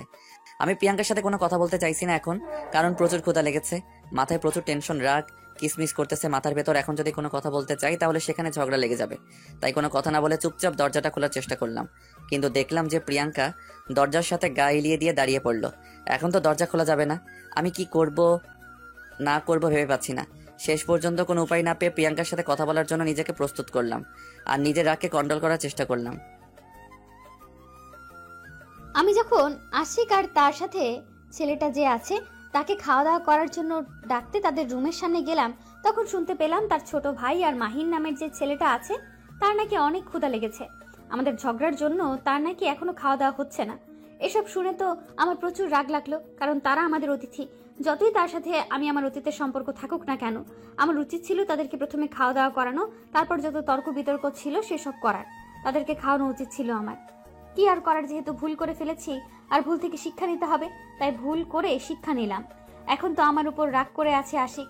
যতই হোক খাওয়া দাওয়া না করে এত দূর থেকে জার্নি করে এসেছে, নিশ্চয়ই অনেক ক্ষুধা লেগেছে। এখন যদি আমি তাদের সাথে বকাঝকা করি তাহলে তাদের রাগ আরো উঠে যাবে। যাই হোক, ভুল যেহেতু করেছি এখন ভুলের মাসুল দিতেই হবে। কি এমন করেছিলাম আজকে দুজন দুজনের সাথে ঠিকমতো কথা বলতেছি না? আজকে যদি আমি বুঝতে পারতাম আর আশিক আমাকে বুঝতে পারতো, তাহলে হয়তো দুজনের দিনগুলো অন্যরকম হতে পারতো। আজকে হয়তো আমরা এরকম পরিস্থিতির শিকার হতাম না। আজকে আমাদের দুজনের ভুল বোঝাবুঝির কারণে আমাদের অবস্থা, আজকে দুজন দুজনকে বুঝতে না পেরে আজকে করুণ অবস্থা আমাদের দুজনের। হয়তো আশিক মনে করেছে আমি অনেক সুখেই আছি, কিন্তু সে হয়তো জানে না তার জন্য আমার কলেজাটা এখন পর্যন্ত কতটা দগ্ধ। তাকে কাছে পাওয়ার জন্য আজকে পর্যন্ত আমার মনটা কতটা ছটফট করে, কতটা ব্যাকুলতা ভরপুর করে তাকে কাছে না পেয়ে। আজ একসাথে থেকেও কেউ কারো সাথে নিজের মনের ভাব প্রকাশ করতে পারছি না, শুধু অভিমানের জন্য। আমাকে বাইরে যেতে হবে, আর আপনি যদি দরজার সামনে থেকে সরে দাঁড়িয়ে পড়েন তাহলে আমার জন্য ভালো হয়। আমাকে এখন বাইরে যেতে হবে একটু। আমি মনে মনে কথাগুলো ভাবতেছিলাম, হঠাৎ করে আশিক কথাটা বলে উঠল। আমি কি বলবো না বলবো ভেবে পাচ্ছি না। আর তাকে তো এখন বাইরে যেতে দেওয়া যাবে না, কারণ এই এলাকার মানুষ না একটুও ভালো না। বাইরের এলাকার মানুষদের দেখলে ধরে গুম করে, নয়তো তাকে ছিনতাই করে ছেড়ে দেয়। তাই তাকে এখন বাইরে যেতে দেওয়া যাবে না। আর সে বাইরে যাবে খাবার খেতে, কিন্তু আমার মান সম্মান কিছুই থাকবে না। আমি তাদের জন্য খাবার রান্না করে রেখে দিয়েছি। কি হলো, আপনি এভাবে দাঁড়িয়ে আছেন কিসের জন্য? আমাকে যেতে দেন, আমাকে এখন যেতে হবে। আর আপনি এভাবে দাঁড়িয়ে থাকলে আমি যেতে পারবো না। আপনাকে কোথাও যেতে হবে না, আমি খাবার রান্না করে রেখেছি। আর আপনাদের সাথে এরকম খারাপ ব্যবহার করার জন্য আমি একান্তভাবে সরি। আর আপনারা এখন আমার গেস্টদের সাথে এরকম ব্যবহার করে কিনা জানি না, আমি আবার আপনার কাছে মাফ চেয়ে নিচ্ছি। প্রিয়াঙ্কা, তুমি কেন আমাকে ইগনোর করতেছো এইভাবে? আমি কি ভুল করেছি? আমি তো আমার ভুলগুলোর জন্য মাপ চেয়ে নিয়েছি। এতটা অভিমান জমে আছে? নাই অন্য কাউকে পেয়েছো যার জন্য আমার ভালোবাসাগুলো তোমার কাছে মিথ্যা মনে হয়? আপনার যা ইচ্ছা তাই করতে পারেন, তাতে আমার কিচ্ছু যায় আসে না। আর এখন আমি খাবার রান্না করে রেখেছি। আপনার ভাই নাকি কে সে, আমি তো তাকে চিনি না, কারণ আপনার ফ্যামিলির সাথে আমাকে কখনো পরিচয় করিয়ে দেন নাই। তাই আমি তাকে চিনতে পারতেছি না। দয়া করে তাকে নিয়ে আসেন। তার হয়তো অনেক ক্ষুধা লেগেছে। আমাদের সম্পর্কের কথা চিন্তা না করে, আপনার সাথে যে আছে তার ক্ষুধার কথা চিন্তা করে তাকে নিয়ে আসেন। আমাদের মাঝে যা হয়েছে হয়েছে। তুমি কেন এরকম করতেছো আমার সাথে? আমি কি ভুল করেছি? আমি মাপ চাইছি তো, আবারও মাপ চাচ্ছি। এখন কি তোমার পায়ে ধরে মাপ চাইতে হবে? যদি তুমি বলো তাহলে আমি তোমার পায়ে ধরে মাপ চাই। প্লিজ তুমি আমাকে মাফ করে দাও, আবার ফিরে আসো প্লিজ। সেটা তো কখনোই সম্ভব না, কারণ সেই সময়টা পার হয়ে গিয়েছে। এখন আমি আমার মতোই বাঁচতে চাই। আমি আর কারোর জীবনে জড়িয়ে তাকে কষ্ট দিতে চাই না, কারণ আমি কাউকে বুঝতে পারি না। দেখো প্রিয়াঙ্কা, আমার অবস্থাটা দেখো। তুমি হয়তো মনে করবে যে আমি অনেক ভালো আছি, অনেক সুখে আছি। আসলে ছেলে মানুষদের কখনো বাইরে থেকে অনুমান করা যায় না, কিন্তু তোমাকে দেখে মনে হচ্ছে তুমি সুখেই আছো। এটা আমার বাহ্যিক দৃষ্টিতে, কিন্তু আমার মনের দৃষ্টিতে মনে হয় তুমি কখনোই সুখী নেই আমাকে ছাড়া। যেহেতু বুঝতে পেরেছেন, তাহলে নতুন করে আর বোঝাতে চাচ্ছি না। আর আপনি প্লিজ এখন আপনার ভাইকে নিয়ে আসেন আর খাবার টেবিলে বসে পড়েন। আমি আপনাদেরকে খাবারগুলো দিচ্ছি। তুমি কেন আমার মনের কথাগুলো বুঝতে পারতেছো না? আমি বুঝতে পারতেছি না। আমার যে কষ্ট হচ্ছে, আমি যে কষ্টে আছি সেটা কিন্তু অনুভব করতে পারো না? নাকি আমার প্রতি তোমার যে ভালোবাসাটা ছিল সেটা মরে গিয়েছে? দেখেন, আমি এসব নিয়ে এখন কোনো কথা বলতে চাই না। প্লিজ আপনি আপনার মুখটা বন্ধ রাখুন। আর আমি এখন যেটা বলেছি, প্লিজ আপনি এখন সেটা শোনেন। আমি এখন কোনো কথা শুনতে চাই না। আমি যেটা বলতে চাই তুমি এখন সেটা শুনবে, আমার কথা। কারণ আমি ভালো নেই, আমি মরে যাব তোমাকে ছাড়া। তাতে আমার কিচ্ছু আসে যায় না, কারণ আমি আমার ছেলেকে নিয়ে ভালোই আছি, সুখে শান্তিতে আছি। আর কাউকে লাগবে না, কারণ আমার ছেলেকে যেহেতু আমি পৃথিবীতে নিয়ে এসেছি, তার মানে তাকে নিয়ে আমি সারা জীবন পার করে দিতে পারবো। আমাদের ছেলে হয়েছে আর তাকে পিতার থেকে দূরে রেখে দিয়েছো। তোমার এত অভিমান, আমার ছেলেকে তার বাবার পরিচয় ছাড়াই বড় করবে? আমি না হয় সেদিন ভুল করেছিলাম, তুমিও তো একদিন ভুল করে আমাকে ছেড়ে চলে গিয়েছিলে। আর আমি না হয় ভুল করছি, তার জন্য কি আমাকে মাফ করে দেওয়া যায় না? দেখেন, আমি এসব বিষয় নিয়ে কোনো কথা বলতে চাই না আপনার সাথে। আপনি এখন আমার শুধু গেস্ট, তাছাড়া কিছু না। আপনি কেন বুঝতে পারতেছেন না? আপনি কেন আমার সাথে এরকম করতেছেন? আমি তোমাকে না পেলে সত্যি মারা যাব। আমার ভিতরে যে কি চলছে সেটা আমি জানি। তোমাকে হারিয়ে সেই দিনের পর থেকে যে আমি কেমন আছি সেটা আমি জানি। তুমি জানো না, আমি শুধু আমার ভাইকে খুশি রাখার জন্য আজকে এখানে এসেছি। না হলে হয়তো আমাকে কেউ এই বাহিরের পরিবেশই দেখতে পারতো না, শুধু অফিস আর নিজের রুম ছাড়া। কেন, আপনি তো দিব্যি ভালোই আছেন। আপনাকে সেদিন আমি অনুরোধ করে বলেছিলাম আমি প্রেগনেন্ট ছিলাম আর আমার মা অসুস্থ ছিল, আমার বাবা পৃথিবী ছেড়ে চলে গিয়েছিল। আমি আপনাকে হাত জোর করে বলেছিলাম একবার ভেবে দেখেন, কিন্তু আপনি কি করেছিলেন? আমাকে দূর দূর করে তাড়িয়ে দিয়েছেন। একবারের জন্য আমাকে বোঝার চেষ্টা করেননি কেন মেয়েটা এত কান্না করতেছে। সেদিন আমি জাস্ট তোমার সাথে মজা করতেছিলাম যে একজন মানুষের সাথে খারাপ ব্যবহার করলে তার কী রকম ফিল হয়, আমি সেটা তোমাকে বোঝাইতে চেয়েছিলাম। কারণ আমি তোমাকে আমার নিজের থেকেও বেশি ভালোবেসেছিলাম। তুমি ভালো করে জানো, আমি শুধু তোমাকে একটু অনুভব করাতে চেয়েছিলাম যে একটা মনের মানুষ নিজের প্রিয় মানুষকে দুঃখ কষ্ট দিলে কেমন লাগে, সেটা যেন তোমার মাঝে আসে। সেটা অনুভব করার জন্য আমি সেদিন তোমার সাথে খারাপ ব্যবহার করেছিলাম, তার থেকে বেশি কিছু না, বিশ্বাস করো। আপনি সফল হয়েছেন। আমি বুঝতে পেরেছি যে প্রিয় মানুষকে ছাড়া বা তার থেকে খারাপ ব্যবহার পাওয়া কি একটা কষ্টদায়ক। আপনি আপনার দিক দিয়ে সফল হয়েছেন, আমি আমার দিক দিয়ে সফল হয়েছি। তাহলে আমাদের মাঝে আর সম্পর্ক থাকা উচিত না আমি মনে করি। তাই প্লিজ আপনি এসব কথা বাদ দেন। আপনি প্লিজ খাবার টেবিলে চলে আসেন, আপনার হাত ধরে বলতেছি। তাহলে আমি তোমার হাতের রান্না করা খাবার খাবো না, বাহিরে যাব, বাইরে খাবার খাবো। আর তুমি যেহেতু আমাকে বুঝতেই পারো না, তাহলে এত বুঝিয়ে লাভ নেই। তুমি তো এখন আগের মতো ছোট বাচ্চা না, এখন একটু হলেও বুঝতে শিখেছো। একটু বোঝার চেষ্টা করো আমাকে। আচ্ছা, আপনার সাথে কোনো কথা বলতে চাচ্ছি না। আমি এখন এখানে তালা লাগিয়ে দিচ্ছি, আর আপনি আপনার ভাইকে আমি খাবার দিচ্ছি। দেখি আপনি কিভাবে বাইরে গিয়ে খাবার খেয়ে আসেন, আমি সেটাই দেখব। তারপর আমি তাকিয়ে দেখি আমার হাতের পাশে ওই তালাটা, আমি তারপর সোজা সেটা নিয়ে আমি দরজায় লাগিয়ে দিলাম, যাতে করে আশিক বাইরে যেতে না পারে, কারণ এখন বাইরে গেলে ঝামেলা হবে, এটা আমি ভালো করে জানি। এখানকার ছেলেগুলো একদম ভালো না, নেশাখোর সবগুলো। আর এখন আমি তাকে বাইরে যেতে দিতে পারি না, আমারটা মান সম্মানের ব্যাপার আছে। আর আশিকের কত জেদ হয়েছে সেটাও আমি দেখব। আমার খাবার খাবে না আমার বাসায় থেকে, তাই না? দেখিয়ে দেব আমি কি জিনিস। আমাকে কষ্ট দিয়েছিলে মনে নেই? তারপর আশিক বারবার আস্তে আস্তে বলতে লাগলো তালাটা খুলে দিতে, কারণ এখানে তো জোরে কথা বলতে পারে না। পাশে তার ভাই আছে আর আমার বোন আছে, সে হয়তো ভালো করেই জানে, তাই কিছু বলতে পারলো না। চুপচাপ মাথা নিচু করে আমার সামনে দাঁড়িয়ে রইল। আমি যেদিকে যেতে ধরেই তার সামনে গিয়ে দাঁড়িয়ে পড়ে আর ইশারা করে তালা খুলে দিতে বলে। কিন্তু আমি তো এখন খুলে দেব না, এখন তার ভাইয়ার কাছে যেতে হবে। তাকে তো না খাইয়ে রাখা যাবে না। খাবারগুলো তো আমিও রান্না করেছি তাদেরকে খাওয়ানোর জন্য, কত আশা করে। তারপর আমি আশিককে আর কোনো পাত্তা না দিয়ে সরাসরি তাদের জন্য যে রুমটা আমি ঠিক করেছিলাম সেই রুমে চলে আসলাম। গিয়ে দেখি তার ভাইয়া বিস্কিট খাচ্ছে। দেখে তো অবাক হয়ে গেলাম, কি একটা অবস্থা। আজকে আমাদের ঝগড়ার জন্য তাদের কষ্ট হচ্ছে। আজকে হয়তো এরকম নাও করতে পারতাম, আমি তাদেরকে সুন্দর করে খাওয়া দাওয়া করাতে পারতাম। আগে আমি আমার সব দোষ, আমার ভুলের কারণে এসব হয়েছে।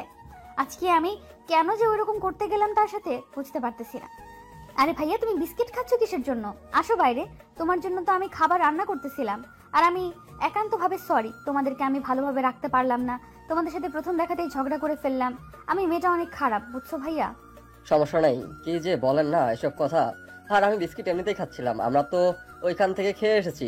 আমার একটা বদ অভ্যাস ঘুমানোর আগে বিস্কিট খাওয়া, তাই খাচ্ছি।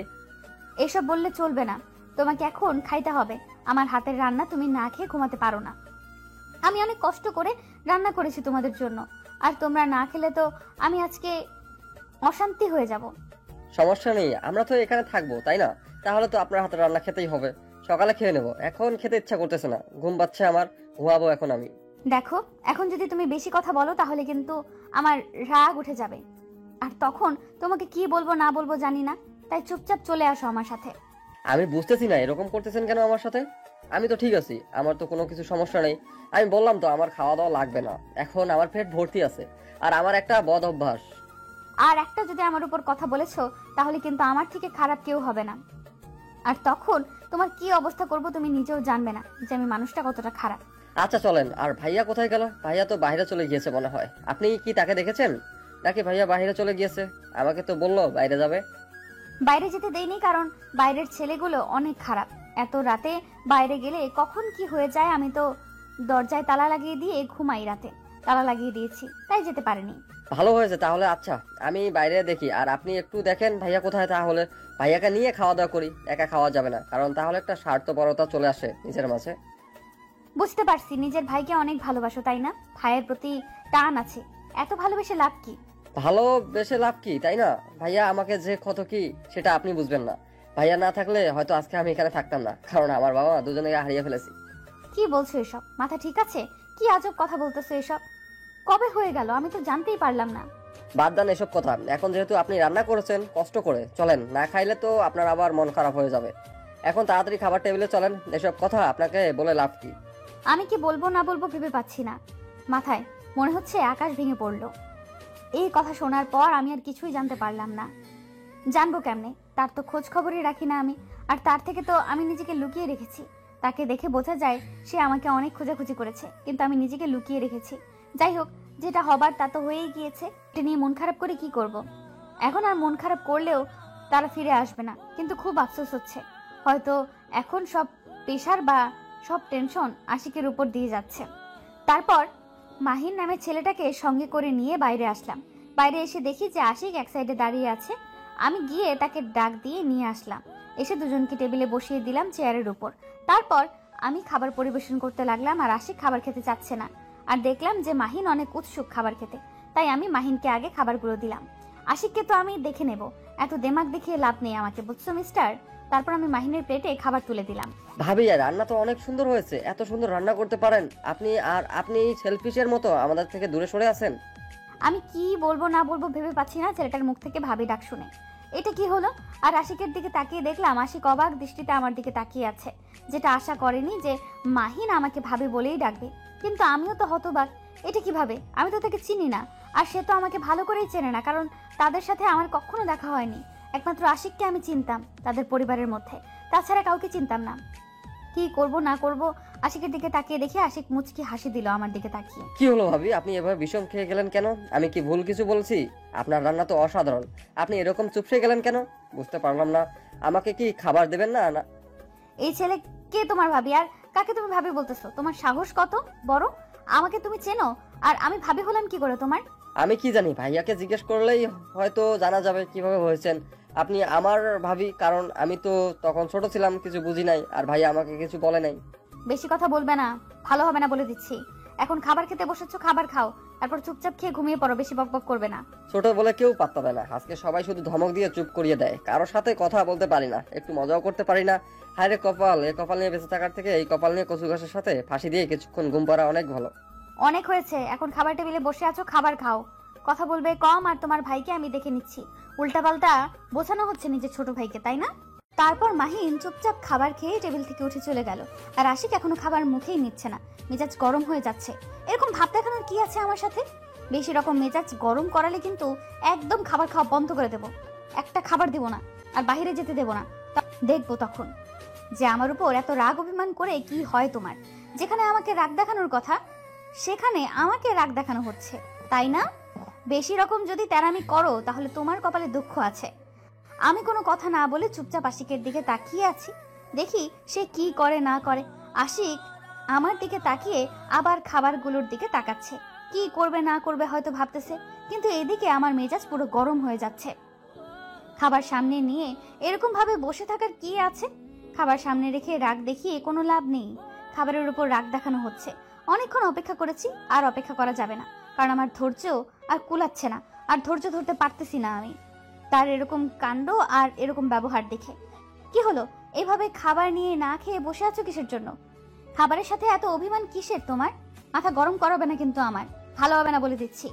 এখনই খাবার খাবে, আর যদি না খেয়ে এরকম ভাবে বসে থাকো তখন কিন্তু তোমার অবস্থা আমি কি করব নিজেই ভেবে পাচ্ছি না, মাথা গরম হয়ে যাচ্ছে। আমার এখন খেতে ইচ্ছে করতেছে না, তাই তুমি আমাকে জোর করতে পারো না। প্লিজ আমাকে যেতে দাও এখান থেকে, আর সুন্দরভাবে দরজার তালাটা খুলে দাও।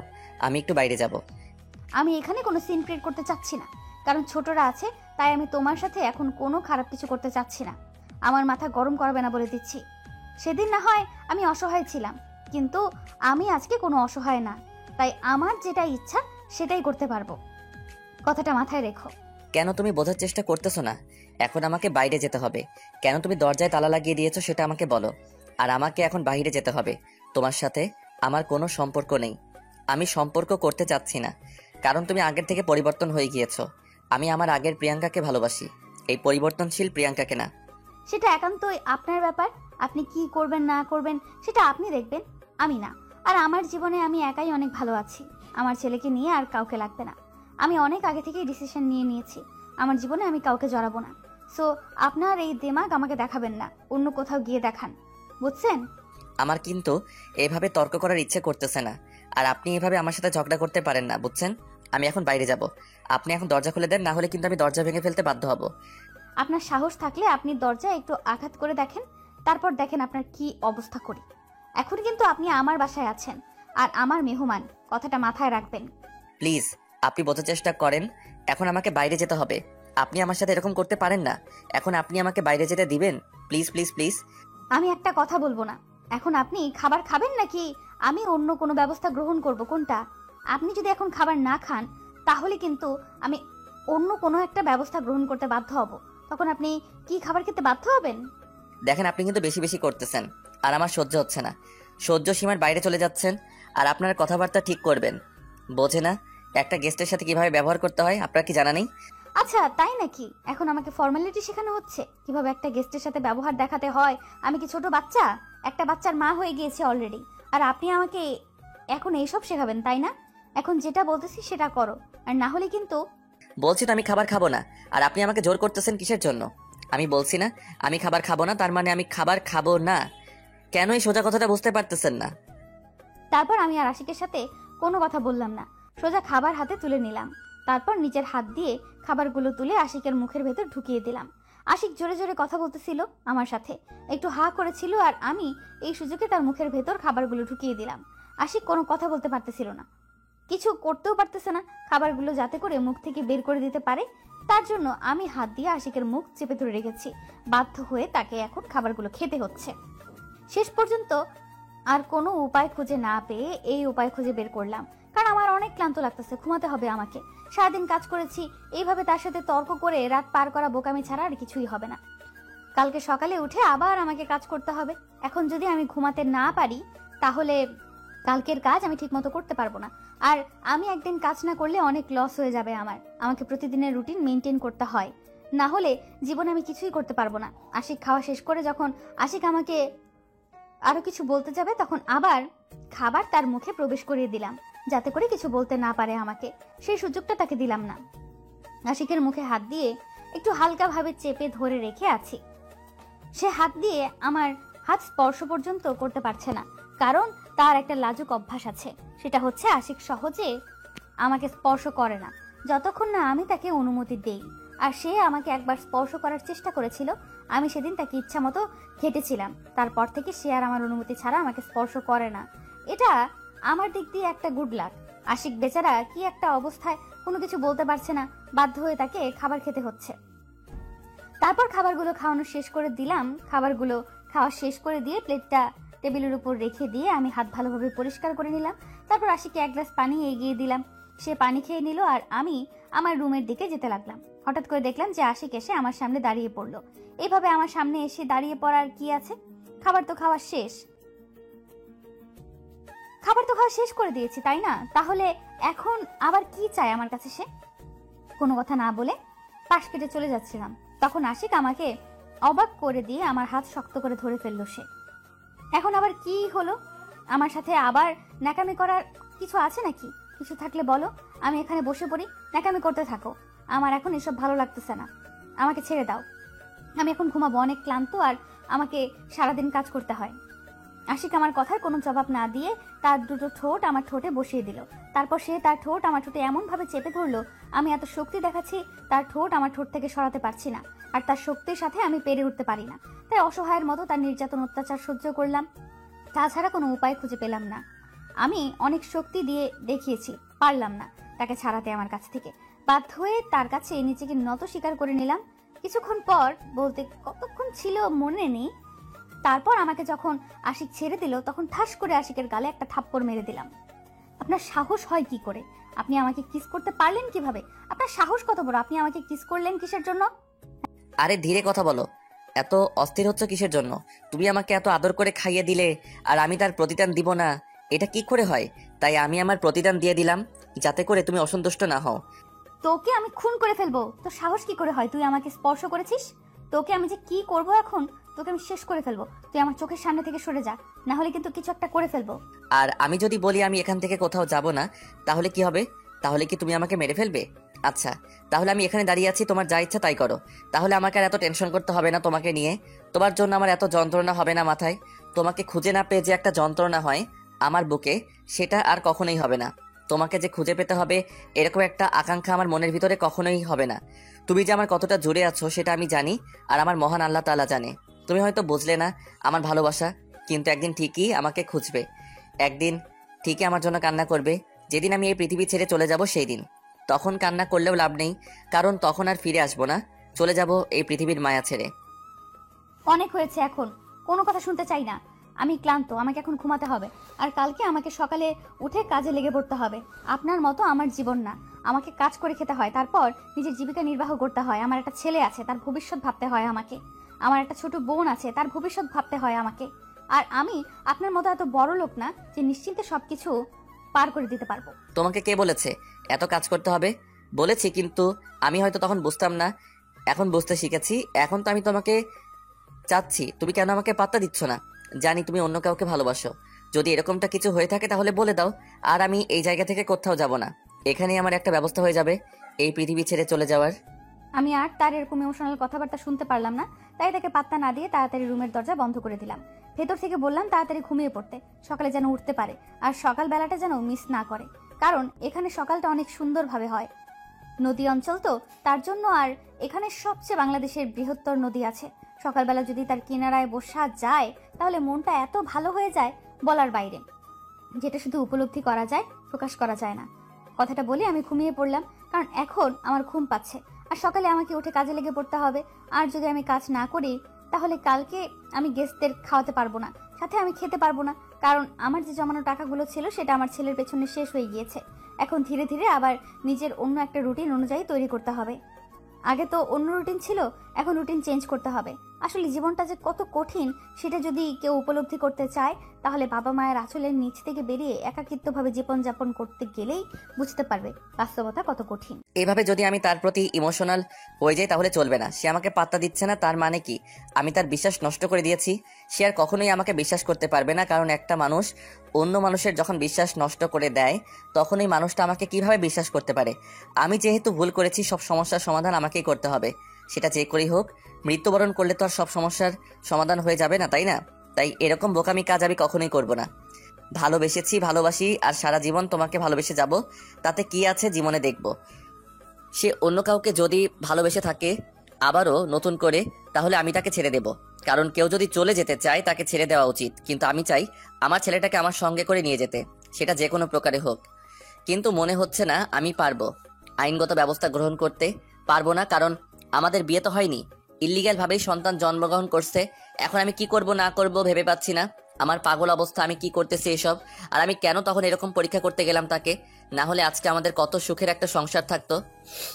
কোনো কিছু আর ভাবতে পারতেছি না। চুপচাপ রুমের ভেতর চলে আসলাম। রুমের ভেতর এসে বিছানায় গা এলিয়ে দিতেই দেখলাম যে ভোরের আজান দিল। তার মানে রাত শেষ, এখন তো সকাল হয়ে গেল। এখন যদি ঘুমাই তাহলে তো সকালে ভাইকে কোনোভাবেই সময় দিতে পারবো না। ঘুম ভাঙতে ভাঙতে সকাল 11টা 12টা বেজে যাবে, তখন সে আমার উপর মন খারাপ করবে। তাহলে তো সে সকালে আমাকে ঘুম থেকে তোলার জন্য চেষ্টা করবে, আর তখন আমি তাকে উল্টাপাল্টা কিছু বলে দিলে সমস্যা। তার থেকে আজকে না ঘুমানোই ভালো হবে। তাই আর ঘুমালাম না, বিছানায় বসে পড়লাম আর বাথরুম থেকে হাত মুখ ভালোভাবে পরিষ্কার করে আসলাম। আরে ভাইয়া, তুমি এত সকালে উঠে গিয়েছো, আমার তো বিশ্বাসই হচ্ছে না। আর তুমি এত সকালে ঘুম থেকে উঠতে পারবে? হয়েছে, আর চাপাবাজি করতে হবে না। তাতে মনে হয় আমি সকালে ঘুম থেকে উঠি না, তাই না? তোর ঘুম থেকে ওঠার আগে আমি ঘুম থেকে উঠে অফিসে যাই, সেই কথা কি মনে নাই তোর? আচ্ছা হয়েছে, তাহলে আমি এখন ফ্রেশ হয়ে আসি, তারপর বেরিয়ে পড়বো। সকাল তো হয়ে এসেছে, সবাই হয়তো একটু পর বেরিয়ে পড়বে। আমাকে একটু আগে ফোন করেছিল, আমি ঘুমাচ্ছিলাম আর ফোনটা সাইলেন্ট ছিল, তাই শুনতে পারিনি। আমি তো ফ্রেশ হয়ে গিয়েছি, তাহলে তুই তাড়াতাড়ি ফ্রেশ হয়ে নে, আমরা একটু বাইরে যাব। সকালবেলা উপভোগ করতে হবে, তাই না? আর রুমের ভিতরে বসে থাকলে তো আর হবে না, তাড়াতাড়ি ফ্রেশ হয়ে আয়। তুমি অল্প কিছুক্ষণ সময় অপেক্ষা করো, আমি তাড়াতাড়ি ফ্রেশ হয়ে বেরিয়ে আসতেছি। আর আমরা বেরিয়ে পড়বো, এখন সকালটা উপভোগ করব। কি সুন্দর লাগতেছে জানো, জানালা দিয়ে শুধু বাইরে দেখো, কি যে ভালো লাগা কাজ করতেছে আমার মনের ভিতর, তোমাকে বলে বোঝাতে পারবো না ভাইয়া। তাহলে তুই ফ্রেশ হয়ে আয়। আর আমি দেখে নিয়েছি সকালটা অনেক সুন্দর, একটা মুহূর্ত মিস করতে চাই না আমি। এই মুহূর্তটা মিস করলে ঘুরতে এসে লাভ কি? তাই তুই তাড়াতাড়ি ফ্রেশ হয়ে আয়, সবাই একসাথে বেরিয়ে পড়বো, অনেক মজা হবে আজকে। তারপর মাহিন ফ্রেশ হওয়ার জন্য বাথরুমে চলে গেল, আর আমি এদিকে বসে বসে ভাবতে লাগলাম, সারা রাত না ঘুমিয়ে পার করলাম, কতক্ষণ যে সুস্থ থাকবো বুঝতে পারতেছি না। না ঘুমাইলে আমার কোনো কিছু ভালো লাগে না, আর এখন কি করব না করব, আমার তো প্রচুর ঘুম পাচ্ছে। বাইরে গেলে কখন যে ঘুমিয়ে পড়ি ভেবে পাচ্ছি না। আজকের দিনটা কোনো মতে কষ্ট করে পার করে দিতে হবে, সন্ধ্যার আগে এসে ঘুমিয়ে পড়তে হবে, যে কোনো বাহানা বা অজুহাত দিতে হবে তাদেরকে, তারপর আমি তাদেরকে রেখে চলে আসব। তারপর আমি রেডি হতে লাগলাম, কারণ মাহিনের রেডি হতে বেশিক্ষণ সময় লাগে না। আমি একটু বোরিং টাইপের মানুষ তো, তাই আগে রেডি হয়ে নিলাম, পরে আমার সময় লাগবে অনেক, তার জন্য আমি আগেই রেডি হয়ে নিলাম। মাহিনকে দেখলাম যে তাড়াতাড়ি এসে তাড়াহুড়ো করে রেডি হতে লাগলো। আমি দেখে শুধু হাসতেছি, আমার জন্য সে কত দ্রুত কাজ করতেছে। আমি কোনো কথা বললাম না, চুপচাপ তার তামাশা দেখতে লাগলাম। তারপর আমরা দুজন বেরিয়ে পড়লাম। মনের ভিতরে মনে হলো যে প্রিয়াঙ্কাকে একবার বলে যাওয়া উচিত, না হলে সে টেনশন করতে পারে। মাহিন, তোর ওই আপুটা আছে না, তাকে একটু বলে আয় গিয়ে, তাহলে ভালো হয়। আমরা কখন ফ্রি না ফ্রি বলা যায় না, বলতে গেলে কেমন একটা টেনশন করবে, তাই না?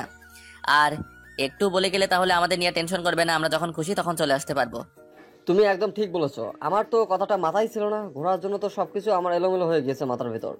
আচ্ছা আমি গিয়ে বলে আসতেছি, তুমি বাইরে গিয়ে আমার জন্য অপেক্ষা করো, আমি যাবো আর আসবো। আমি তোর জন্য বাইরে অপেক্ষা করতেছি, আর আমি বাইরের আবহাওয়াটা উপভোগ করি। তুই তাড়াতাড়ি চলে আসিস, আর তোর বন্ধুরা হয়তো তোর জন্য অপেক্ষা করতেছে, তারা হয়তো ঘুম থেকে উঠে গিয়েছে। আমরা এখন এখানে দাঁড়িয়ে আছি, কি বলবে? তাড়াতাড়ি আসিস। আচ্ছা তুমি তাহলে বাইরে গিয়ে আমার জন্য অপেক্ষা করো, আমি যাবো আর আসবো, বেশি সময় নেবো না। তারপর ভাইয়া বাইরে চলে গেল, আমি রুমের ভিতর চলে আসলাম। আবার এসে দেখি যে তার ছোট বোন, মানে কালকে আপুটার সাথে যে ছোট মেয়েটা ছিল, মানে আমার থেকে হয়তো 2-1 বছর ছোট হবে, বেশি ছোট হবে না, সে বাইরে চলে আসলো। আমি তাকে জিজ্ঞাসা করলাম যে প্রিয়াঙ্কা আপু কোথায়। সে আমাকে বললো তিনি নাকি কাজ করার জন্য দোকানে গিয়েছে, সামনে তাদের দোকান আছে। আমি তার কাছ থেকে ঠিকানাটা নিলাম, সে দোকান কোথায়। সে বলল বাসা থেকে বেরিয়ে সোজা সামনে দোকানটা দেখা যায়, সেটা নাকি তাদের দোকান। আমি কোনো কথা না বলে তাড়াতাড়ি বাসা থেকে বেরিয়ে পড়লাম।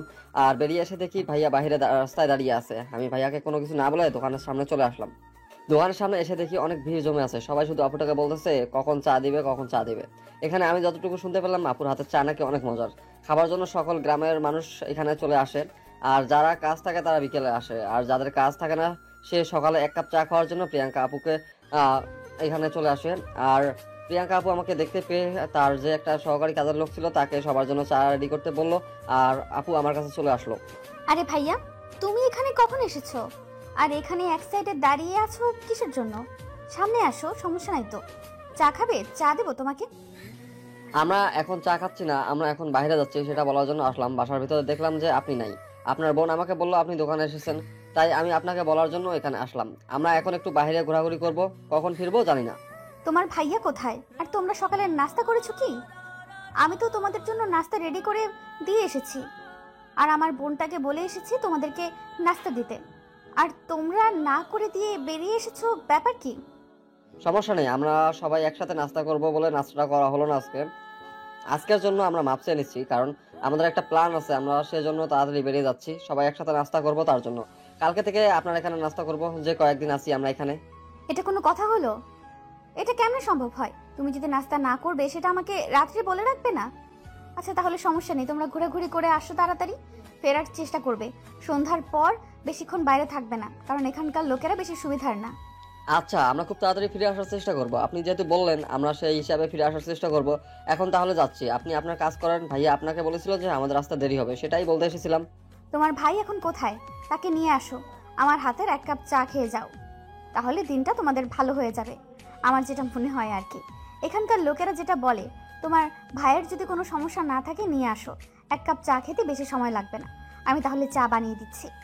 আচ্ছা, তাহলে আপনি চা বানাতে লাগেন, আর আমি ভাইয়াকে নিয়ে আসার চেষ্টা করি। যদি পারি তাহলে নিয়ে আসবো, আর যদি না পারি অন্য কাউকে দিয়ে দেন, কিছু মনে করিয়েন না আবার। তুমি তোমার ভাইকে গিয়ে বলবে আমার কথা, যে প্রিয়াঙ্কা আপু আপনাকে ডাকতেছে, আর আপনাকে এখন যেতে হবে। কি জানি একটা দরকারি কথা আছে, সেটা বলবে, তাহলে দেখবে সে চলে আসবে। আমি আমার সর্বোচ্চ দিয়ে চেষ্টা করব, কারণ সকালে দেখলাম যে ভাইয়ার মুড কেমন জানি খারাপ। তার জন্য ভাইয়ার সাথে বেশি অতিরিক্ত কথা বলা যাবে না, পরে আমার সাথে রাগারাগি করবে, আর আমি চাই না এখন ভাইয়ার সাথে মন খারাপ করতে। তুমি একটু বেশি বকবক করো, তোমাকে যেটা বলতে বলেছি, করতে বলেছি, তুমি সেটা করো। সেটা করো না কিসের জন্য? তুমি যাও, গিয়ে দেখো কি বলে। যদি না আসে তাহলে আমি অন্য কাউকে চা দিয়ে দেবো, সমস্যা নেই। আচ্ছা, তাহলে এখন আমি ভাইয়াকে নিয়ে আসতেছি, আর আপনি গিয়ে সুন্দরভাবে 2টা কাপ চা বানিয়ে দেন। আমি আর ভাইয়া খেয়ে দেখি, আপনার রিভিউ দেবো আপনি কেমন চা বানাতে পারেন। আর আপনার রান্না তো অনেক সুন্দর, চাটা কেমন হয় সেটাও আজকে রিভিউ করব। রিভিউ করিও, এখন তাড়াতাড়ি তোমার ভাইকে নিয়ে আসো, তাহলে ভালো হয়। আর তুমি বকবক একটু কম করবে আমার সঙ্গে। এত বাচাল কেন তুমি? তোমার ভাইয়ের মাথা খাও মনে হয় সব সময়। আমি ভাইয়ার সামনে এত কথা বলার সাহস পাই না, আর তার সাথে সময় কাটানোর জন্য শুধু আমি 7 দিন পেয়েছি। বছরে শুধু আমাদের সময় দেয় 2 থেকে 3 দিন ভাইয়া, বাকি সময় একাই সে থাকে। কিন্তু 1 বছর আগে এরকম ছিল না, গত 1 বছর ধরে নিজেকে পাল্টে নিয়েছে ভাইয়া। আমি আর মাহিনকে কোনো কিছু বললাম না, যতই বলবো তখনই মাহিন আমার কথার ভিত্তিতে আরো উত্তর দিতে চাইবে, তাই আমি কথা কম বলে তাকে পাঠিয়ে দিলাম আশিককে নিয়ে আসার জন্য। আমি ভালো করে জানি আশিক সারা রাত্রে ঘুমায়নি। আমিও যখন রুমের ভেতর গিয়েছিলাম একটু পরেই ফজরের আজান দিয়ে দিয়েছিল, আর আমি নামাজ পড়ে দোকানে চলে গিয়েছি। আর ঘুমাতে পারিনি। আর আমার জীবনটা কেন এরকম হয়ে গেল, আর আমি কেন এরকম করতেছি বুঝতেছি না। না পারতেছি তাকে আমার মনের ভেতরে থাকা দুঃখ কষ্টগুলো বলতে, আর না পারতেছি তাকে আমার থেকে অনেক দূরে সরিয়ে দিতে। আমি টানা পোড়ার মাঝখানে পড়ে গিয়েছি। কোনো কথা না বলে চুপচাপ দোকানের ভেতরে গেলাম, তাদের জন্য 2টা স্পেশাল চা বানাতে লাগলাম। চা বানানো শেষ করে এক সাইডে রেখে দিলাম, আর আমার সাথে যে ছেলেটা কাজ করে সে চায়ের 2 কাপ দুটো কাস্টমারকে দিতে চাইলো। আমি বাধা দিয়েছি, আর দেয়নি। তারপর দেখলাম যে মাহিন আশিককে নিয়ে আসতে পেরেছে। দুজনের দোকানের সামনের বেঞ্চের উপর বসে পড়লো। আমি নিজে তাদের 2টা দিলাম। দেখলাম যে আশিক চাটা নিয়ে মুখে লাগিয়ে নিল, কারণ তার প্রচন্ড ঘুম পাচ্ছে। চাটা খেলে তার ঘুম চলে যাবে তার জন্য। আমি কোনো কথা না বলে আমার মতো কাজ করতে লাগলাম, আর লক্ষ্য করলাম আশিক আমার দিকে এক দৃষ্টিতে তাকিয়ে আছে, চোখের পলক পর্যন্ত নাড়াচ্ছে না। আমার দিকে দৃষ্টি দিয়ে আছে। দোকানের সামনে অনেক কাস্টমারের ভিড় জমাচ্ছে, তাই আমি আর আমার কাজ ছেড়ে আশিকের দিকে লক্ষ্য করতে পারলাম না। এক সময় দেখলাম যে আশিক অনেক বিরক্ত হচ্ছে আমার উপর, তাকে দেখেই বোঝা যাচ্ছে। এদিকে সকালটা বেশ সুন্দরভাবেই অবহিত হচ্ছে, আর এদিকে আমার দোকানের সামনে যে কাস্টমার ছিল তাদের ভিড় কমতে শুরু করলো, কারণ এখন সবাই মাঠে কাজ করার জন্য যাবে। আমি একটু পরে ফ্রি হয়ে যাব। দেখলাম যে মাহিন উঠে দাঁড়িয়ে পড়লো, হয়তো এখন তারা চলে যাবে, কিন্তু আশিক এখনো সেখানেই বসে আমার দিকে তাকিয়ে আছে। তারপর আমি দোকান থেকে বেরিয়ে আশিকের সামনে গিয়ে বসে পড়লাম। আশিক তো হতবাক হয়ে গেল। হঠাৎ করে আমি সবার সামনে এরকম করতেছি, সে হয়তো কল্পনাও করতে পারেনি। মাহিনকে আমি ইশারা করে বললাম যে তুমি যেতে থাকো, আমি তোমার ভাইকে এগিয়ে দিয়ে আসতেছি, তার সাথে আমার কিছু কথা আছে।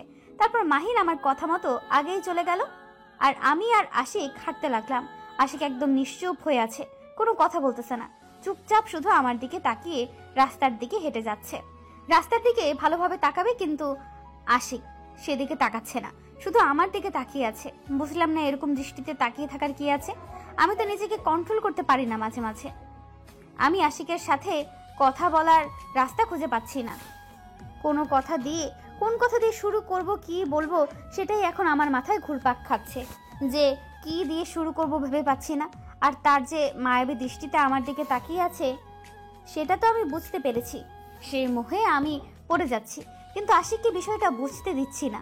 সে যদি বুঝতে পারে তার পাগলামি আরো বেড়ে যাবে, সেটা আমি ভালো করে জানি। তাই তার থেকে লুকিয়ে আমি আমার মায়াকে কন্ট্রোল করতে লাগলাম। সে টের পেলেই অবস্থা খারাপ আছে, তার বকবক শুনতে শুনতে আমার মাথা চলে যাবে আবার। কি হলো, চুপ করে আছো যে? কি বলবে বলো।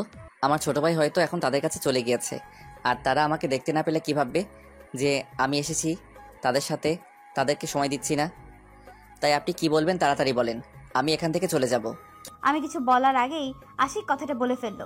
যাই হোক, ভালোই হলো, এখন আমি কথা বলার জন্য একটা রাস্তা খুঁজে পেলাম, তাহলে তো আর সমস্যা হবে না। আমি নির্ভয় আশিকের সাথে কথা বলতে পারবো এখন। কি হলো, আপনি চুপ করে থাকলে আমি চলে যাচ্ছি। আপনি আপনার দোকানে ফিরে যান, কারণ আপনার দোকানের সামনে অনেক কাজ করতে হয়। আপনার কাস্টমার হয়তো আপনাকে দেখতে না পেলে তাদের সমস্যা হবে, আপনাকে দেখতে পেলে তাদের মন শান্তি হয়ে যাবে। তাই আপনি আমার সাথে না থেকে আপনার কাস্টমারের সঙ্গে বসে থাকেন, তাহলে ভালো লাগবে।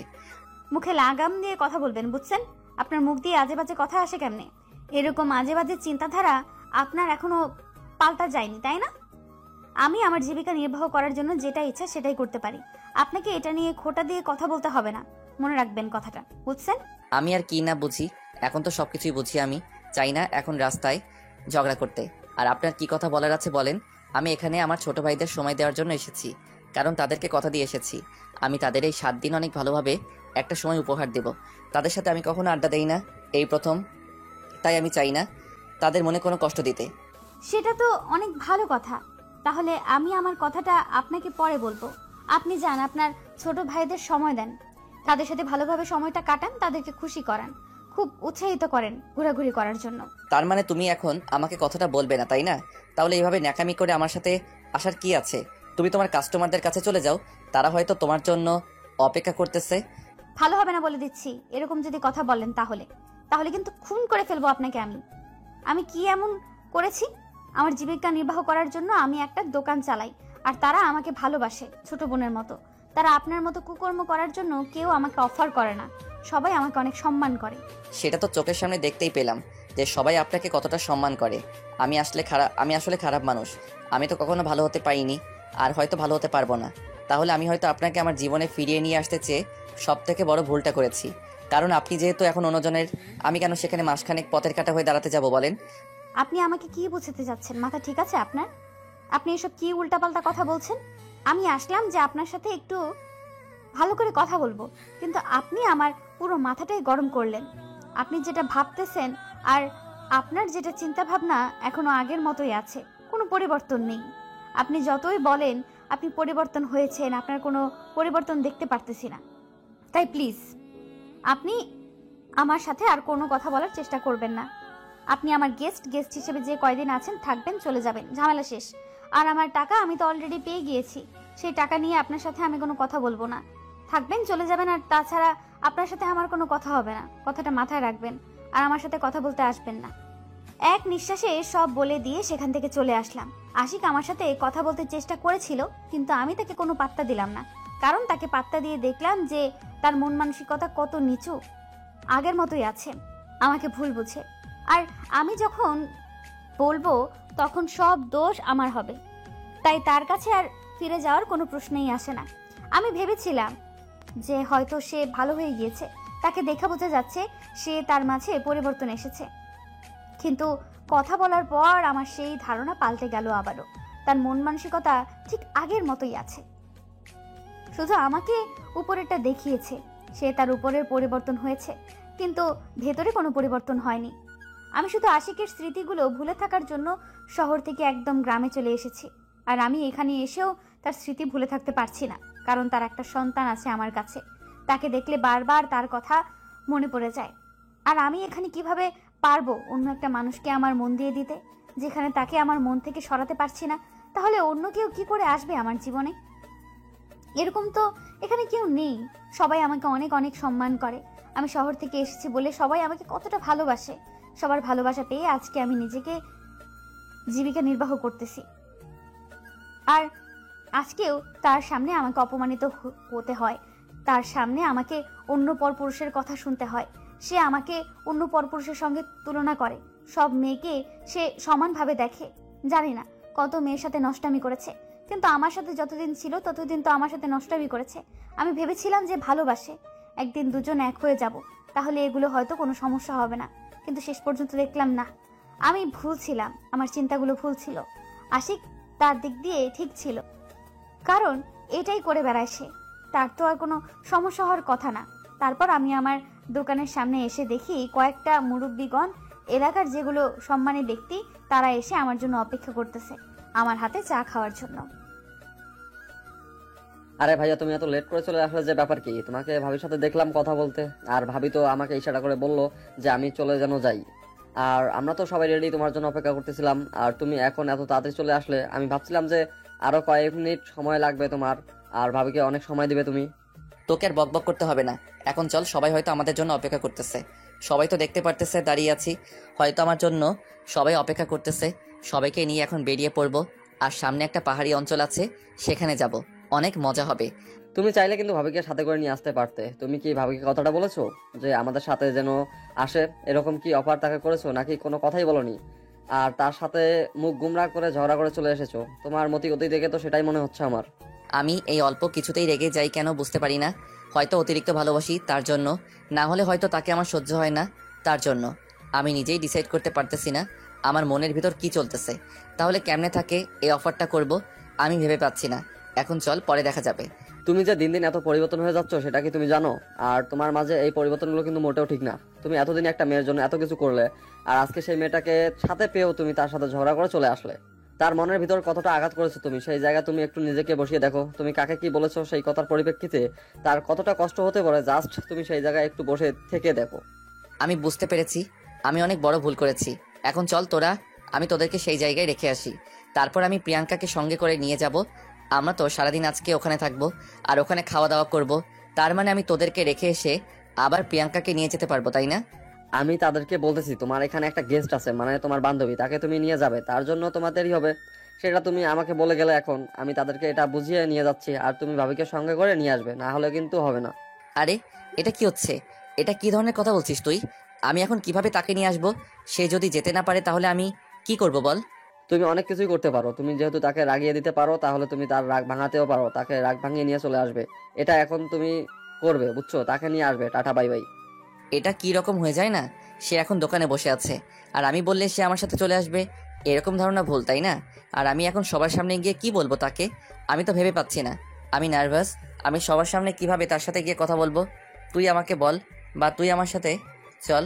তুমি আর একটা কথা বলবে না, চুপচাপ এখন তুমি যাবে আর ভাবিকে সঙ্গে করে নিয়ে আসবে। আমি আমার বন্ধুদেরকে সুন্দরভাবে গুছিয়ে নিয়ে যাচ্ছি, আর না হলে কিন্তু ভালো হবে না বলে দিচ্ছি। তাহলে তোমার সাথে আমার কথা বলা বদ্ধ। তুমি এখন যাও, আমি তোমার একটা কথা শুনতে যাচ্ছি না। তুমি থাকো, তোমার বউকে নিয়ে আসো, আমি গেলাম, টাটা বাই বাই। আর একটা কথা হচ্ছে না তোমার সাথে আর।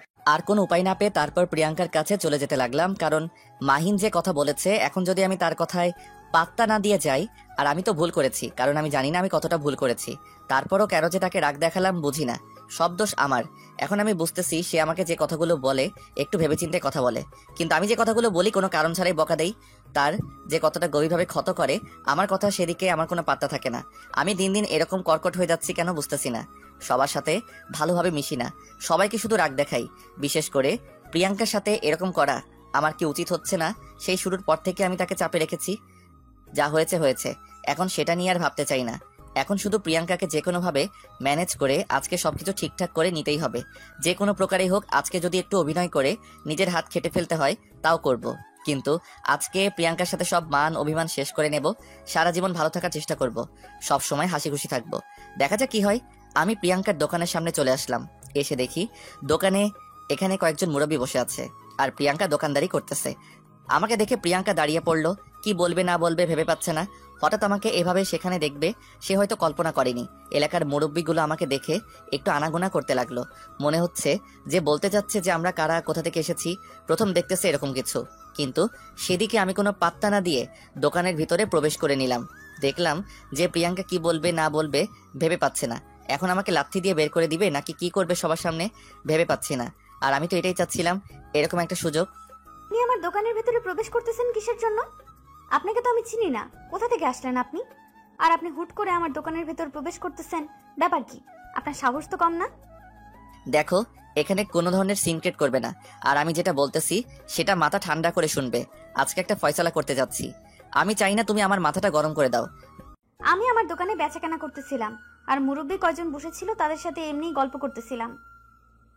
কার দিনকাল কেমন চলছে, কে কি করতেছে, এখন সবার সাথে কথা বলতেছিলাম।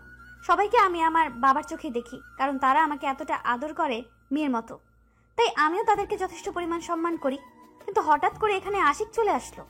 আমি কল্পনাও করিনি সে আবার ফিরে আসবে। ঝগড়া করে চলে গেল। সে তো এরকম ছেলে না। ঝগড়া করে চলে যাওয়ার পর সাথে সাথে ফিরে আসার মতো মানুষ আশিক না। আমি তো ভালো করে তাকে চিনি। আমি আশিককে ধমক দিয়ে দোকান থেকে বেরিয়ে যেতে বললাম, কিন্তু সে আমার কথায় কোনো পাত্তা দিচ্ছে না। আশিককে দেখলাম যে আমার দোকানে থাকা ছেলেটার কানে কানে কি যেন বলল। ছেলেটা মুচকি হাসি দিয়ে চুপ হয়ে গেল, আর আমি কিছুই বুঝলাম না। আমি দৌড়ে গিয়ে আশিকের হাত ধরে দোকান থেকে বের করে নিয়ে যেতে ধরলাম, কিন্তু উল্টো আশিক আমার হাত ধরে টানতে টানতে বাইরে নিয়ে আসলো। সবাই দেখে অবাক। মুরব্বী চাচারা কিছু বলতে লাগলো, কিন্তু আমি তাদেরকে বললাম এটা কোনো সমস্যা না, এটা আমার পার্সোনাল সমস্যা। তারপর আর কোনো কিছু বলেনি। আশিক আমার হাত ধরে একদম একটা নির্জন জায়গায় নিয়ে আসলো। এখানে সচরাচর মানুষ চলাচল করে না, কারণ এটা এমন একটা নির্জন জায়গা যেখানে শুধু চুরি ডাকাতি হয়, সেজন্য এখানে কেউ আসে না। কিন্তু আশিক আমাকে এখানে নিয়ে আসলো কেন? আমার তো এখন কলিজা কাঁপাকাঁপি শুরু করে দিয়েছে। কখন ডাকাতে আমাদের উপর হামলা করে। কিন্তু দেখলাম আশেপাশে কয়েকজন লোক দেখা যাচ্ছে, তারা কাজ করতেছে। সেটা থেকে একটু সাহস করলাম যে এখানে লোক কাজ করতেছে এটা ভেবে আমি এখন এখান থেকে চলে যাব। কিন্তু আশিক আমার সাথে এরকম পাগলামি করতেছে কেন? আমার তো এখন একটু জানা দরকার। তাকে একটু সময় দেই, দেখি কি হয় কি না হয়। আপনি এরকম পাগলামি করতেছেন কিসের জন্য? আমি বুঝতেছি না তো। আপনি সবার সামনে আমাকে এভাবে অপমান করে নিয়ে আসলেন কিসের জন্য দোকান থেকে, বলেন তো? দেখো, আমি ভুল করেছি। আমি আমার ভুলটা স্বীকার করতেছি। আর তুমি সবসময় ঠিক ছিলে। আমি ভেবে দেখলাম গভীরভাবে, সবকিছু রিয়ালাইজ করে দেখলাম যে তুমি সবকিছু ভেবেচিন্তে আমাকে বলো, কিন্তু আমি হুটহাট সবকিছু বলে দেই তোমাকে। তার জন্য তোমার মনটা খারাপ হয়ে যায়, কিন্তু তারপরও তুমি আমার কাছে চলে আসো। কিন্তু আমি তোমাকে বুঝতে পারিনি। আমাকে প্লিজ মাফ করে দাও তুমি। আমি আপনাকে অনেক আগে মাফ করে দিয়েছি। আপনার জন্য আমার মনের ভেতর কোনো কিনা বা কোনো ভালোবাসা কিচ্ছু নেই। আপনি সাধারণ একটা মানুষ, আমি সাধারণ একটা মানুষ। আর আমি সবসময় মনে করি আমি আপনাকে চিনি না। তাহলে আপনাকে আমি আবার নতুন করে ক্ষমা করব কিভাবে? আর যদি বলেন যে নতুন করে ক্ষমা করে দিতে আপনার সামনে, তাহলে আমি আপনাকে মাফ করে দিচ্ছি, আপনি চলে যান। আমি তো একা চলে যেতে আসিনি, আমি তোমাকে সাথে করে নিয়ে যেতে এসেছি। আর তুমি এখন আমার সাথে যাবে, এটাই হলো কথা। আমি চাই না এখানে কোনো আর ঝগড়াঝাটি হোক। আমার ছেলেটাকে সাথে করে নিয়ে আমরা এখানে কয়েকদিন ঘোরাফেরা করব, তারপর আমরা আমাদের বাসায় চলে যাব। দেখো, তুমি যদি এটা ভেবে থাকো তাহলে সম্পূর্ণ ভুল, কারণ আমি এখানেই থাকবো যতদিন বেঁচে আছি। আর আমার জীবনে কাউকে জড়াতে চাই না, আর কোনো কষ্ট পেতে চাই না। যা পেয়েছি অনেক পেয়েছি, অনেক কান্না করেছি, নিজেকে সুইসাইডের হাত থেকে রক্ষা করেছি, অনেক কিছু করেছি শুধু এই কষ্টগুলোর জন্য। আর এই কষ্টগুলো আমি নিতে চাই না। প্লিজ আপনি আপনার মতো থাকেন, আমাকে আমার মতো থাকতে দেন। প্লিজ আপনাকে আমি হাত জোর করে বলতেছি, আর এরকম কোনো কথা বলবেন না আমাকে। আমার হাতে এটা দেখতে পাচ্ছ কি? তুই যদি এখন আমার সাথে না যাও আর আমার কথা না শুনো, তাহলে এখান থেকে আমার লাশ নিয়ে গিয়ে দাফন করে দিবে। শেষ, কেউ দেখবে না, কেউ কিছু বলবে না, জাস্ট বলবে যে অ্যাক্সিডেন্ট আর এখানে ডাকাত এসেছিল। আমি ভালো করে জানি, খোঁজ খবর নিয়েছি, এখানে চোর ডাকাত আছে। বলবে যে ডাকাত এসে আমাকে মেরে ফেলেছে, ঝামেলা শেষ। দেখেন, এরকম কোনো পাগলামি করবেন না, আমি বলতেছি। আপনি একটু ঠান্ডা মাথায় চিন্তা করেন না, আমার পক্ষে সম্ভব না। আপনি এরকম কেন করতেছেন আমি বুঝতেছি না। আপনি একটু ঠান্ডা মাথায় চিন্তা করেন, আপনি মারা গেলে আপনার ভাইয়ের কি হবে? আর আপনি এরকম একটা বোকামি কাজ করতে পারেন না। যে জীবনে তুমি থাকবে না সে জীবন রেখে লাভ কি আমার বলো? আমি আমার এই জীবন রাখতে চাই না, কারণ যেখানে আমার কোনো মূল্য নেই, যাকে আমি পাওয়ার জন্য এতদিন বেঁচেছিলাম, তাকে পেয়ে আজকে তাকে ছেড়ে যেতে হবে, তাহলে বেঁচে থেকে লাভ কি? আপনার ঢং অনেক দেখেছি, আর দেখতে চাই না। প্লিজ এরকম করবেন না। আপনি এখানে ঘুরতে এসেছেন, আর আপনি আপনার ছোট ভাইকে সময় দেন, আমাকে সময় দেওয়া বাদ দেন। আমি আমার কাজে গেলাম, আপনার যা ইচ্ছা তাই করতে পারেন। শেষবারের মতো বলতেছি, তুমি কি বেলা শেষে আমার হবে কি হবে না সেটা বলো। তুমি কি আমার কখনোই হবে না? আমি এত চেষ্টা করলাম, আর আজকে একটু খারাপ ব্যবহার করে ফেলছি, মন দিল খারাপ, সারা রাত ঘুমাইনি, আর তার জন্য তুমি আমার সাথে কথা বলা বন্ধ করে দিবে? আর আমার উপর তোমার কি কোনো ভালোবাসা নেই, কোনো মায়া কাজ করে না আমার উপর তোমার? হ্যাঁ, মায়া কাজ করে, কিন্তু কাজ করে লাভ নেই। আমি নিজেকে নিজের কাছে বারবার হেরে গিয়েছি, নিজেকে অনেক শান্ত করেছি, অনেক বুঝিয়েছি। প্লিজ আর না, আমি এখন আমাকে কন্ট্রোল করতে শিখেছি, আর আমি কারো মায়ায় চড়িয়ে যেতে চাই না। বিশ্বাস করে হাতটা ধরতে পারো, কখনো কখনো আমি তোমার এই হাতটা ছেড়ে দেব না। বিশ্বাস করো, না হলে আমাকে খুন করে তুমি এখান থেকে চলে যাও। এখন তোমার কাছে দুইটা অপশন আছে। এক, তুমি আমার হাত ধরে আমাকে বাঁচিয়ে তোমার সারা জীবনের সঙ্গী বানিয়ে নেবে। দুই, আমাকে এখানে খুন করে রেখে যাবে, ঝামেলা শেষ। তুমি কেন এরকম পাগলামো করতেছো? কেন? তুমি আমাকে ছাড়া বাঁচতে পারবে না? আমি তোমাকে ছাড়া বাঁচতে পারবো, তাহলে তুমি কেন আমাকে ছাড়া বাঁচতে পারবে না সেটা বলো। তুমি আমাকে মিথ্যা কথা বলতেছো, কারণ তোমার চোখ অন্য কিছু বলতেছে আমাকে। আর তুমি আমাকে মিথ্যা বলতেছো কেন? তুমি তোমার রূপটাকে পরিবর্তন করতেছো কেন? তোমার ভিতরে যেটা আছে সেটা প্রকাশ করো না কিসের জন্য? এত চাপা কষ্ট ধরে রাখো কিসের জন্য মনের ভেতর? আমার মতো বলে দাও।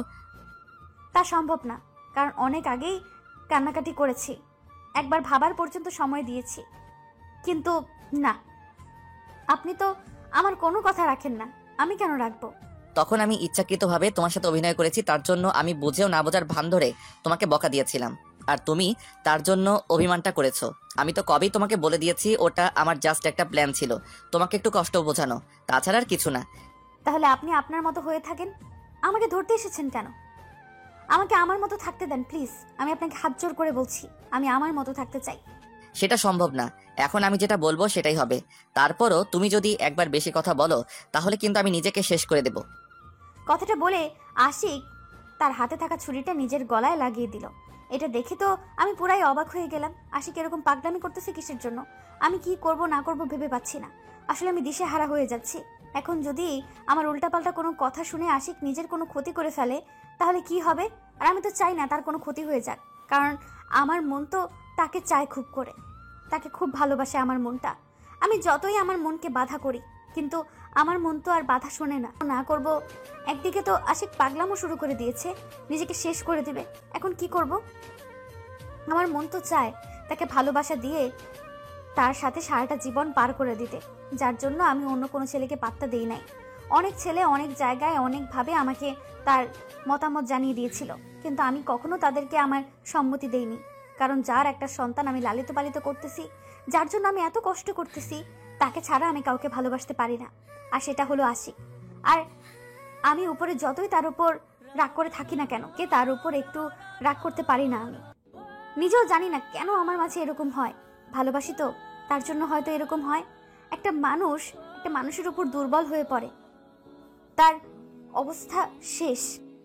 তাকে অনেক কিছু বলছিলাম, অনেক বকা দিবে, নিজেকে সংযত করেছি। আশিক যদি আবার আমার সামনে পড়ে তাকে অনেক বকাঝকা করব, কিন্তু আজকে সে যখন আমার সামনে দাঁড়িয়ে, আমি তাকে কোনো কথা বলার সাহস পাচ্ছি না, বিকজ আই লাভ হিম। আমি শেষ পর্যন্ত কোনো উপায় না পেয়ে আশিকের কাছে চলে আসলাম, আর আশিকের কাছে চলে এসে তার হাতে যে ছুরিটা ছিল সেটা নিয়ে ফেলে দিলাম, আর সাথে সাথেই আশিক তার ঠোঁট দুটো দিয়ে আমার ঠোঁটের মধ্যে ডুবিয়ে দিল। বুঝলাম না, সবার সামনে এটা তো লোকালয়, যে কেউ যে কোনো সময় চলে আসতে পারে। আর এরকম একটা এখানে কাণ্ড দেখলে সবাই তো আশিককে মেরে তক্তা বানিয়ে দেবে। এটা একটা গ্রাম অঞ্চল, আর গ্রাম অঞ্চলে এসব চলে না। অনেক শক্তি দেখালাম, অনেক অনেক কিছু করলাম। আশিকের বুকে কিল ঘুষি মারতে শুরু করলাম।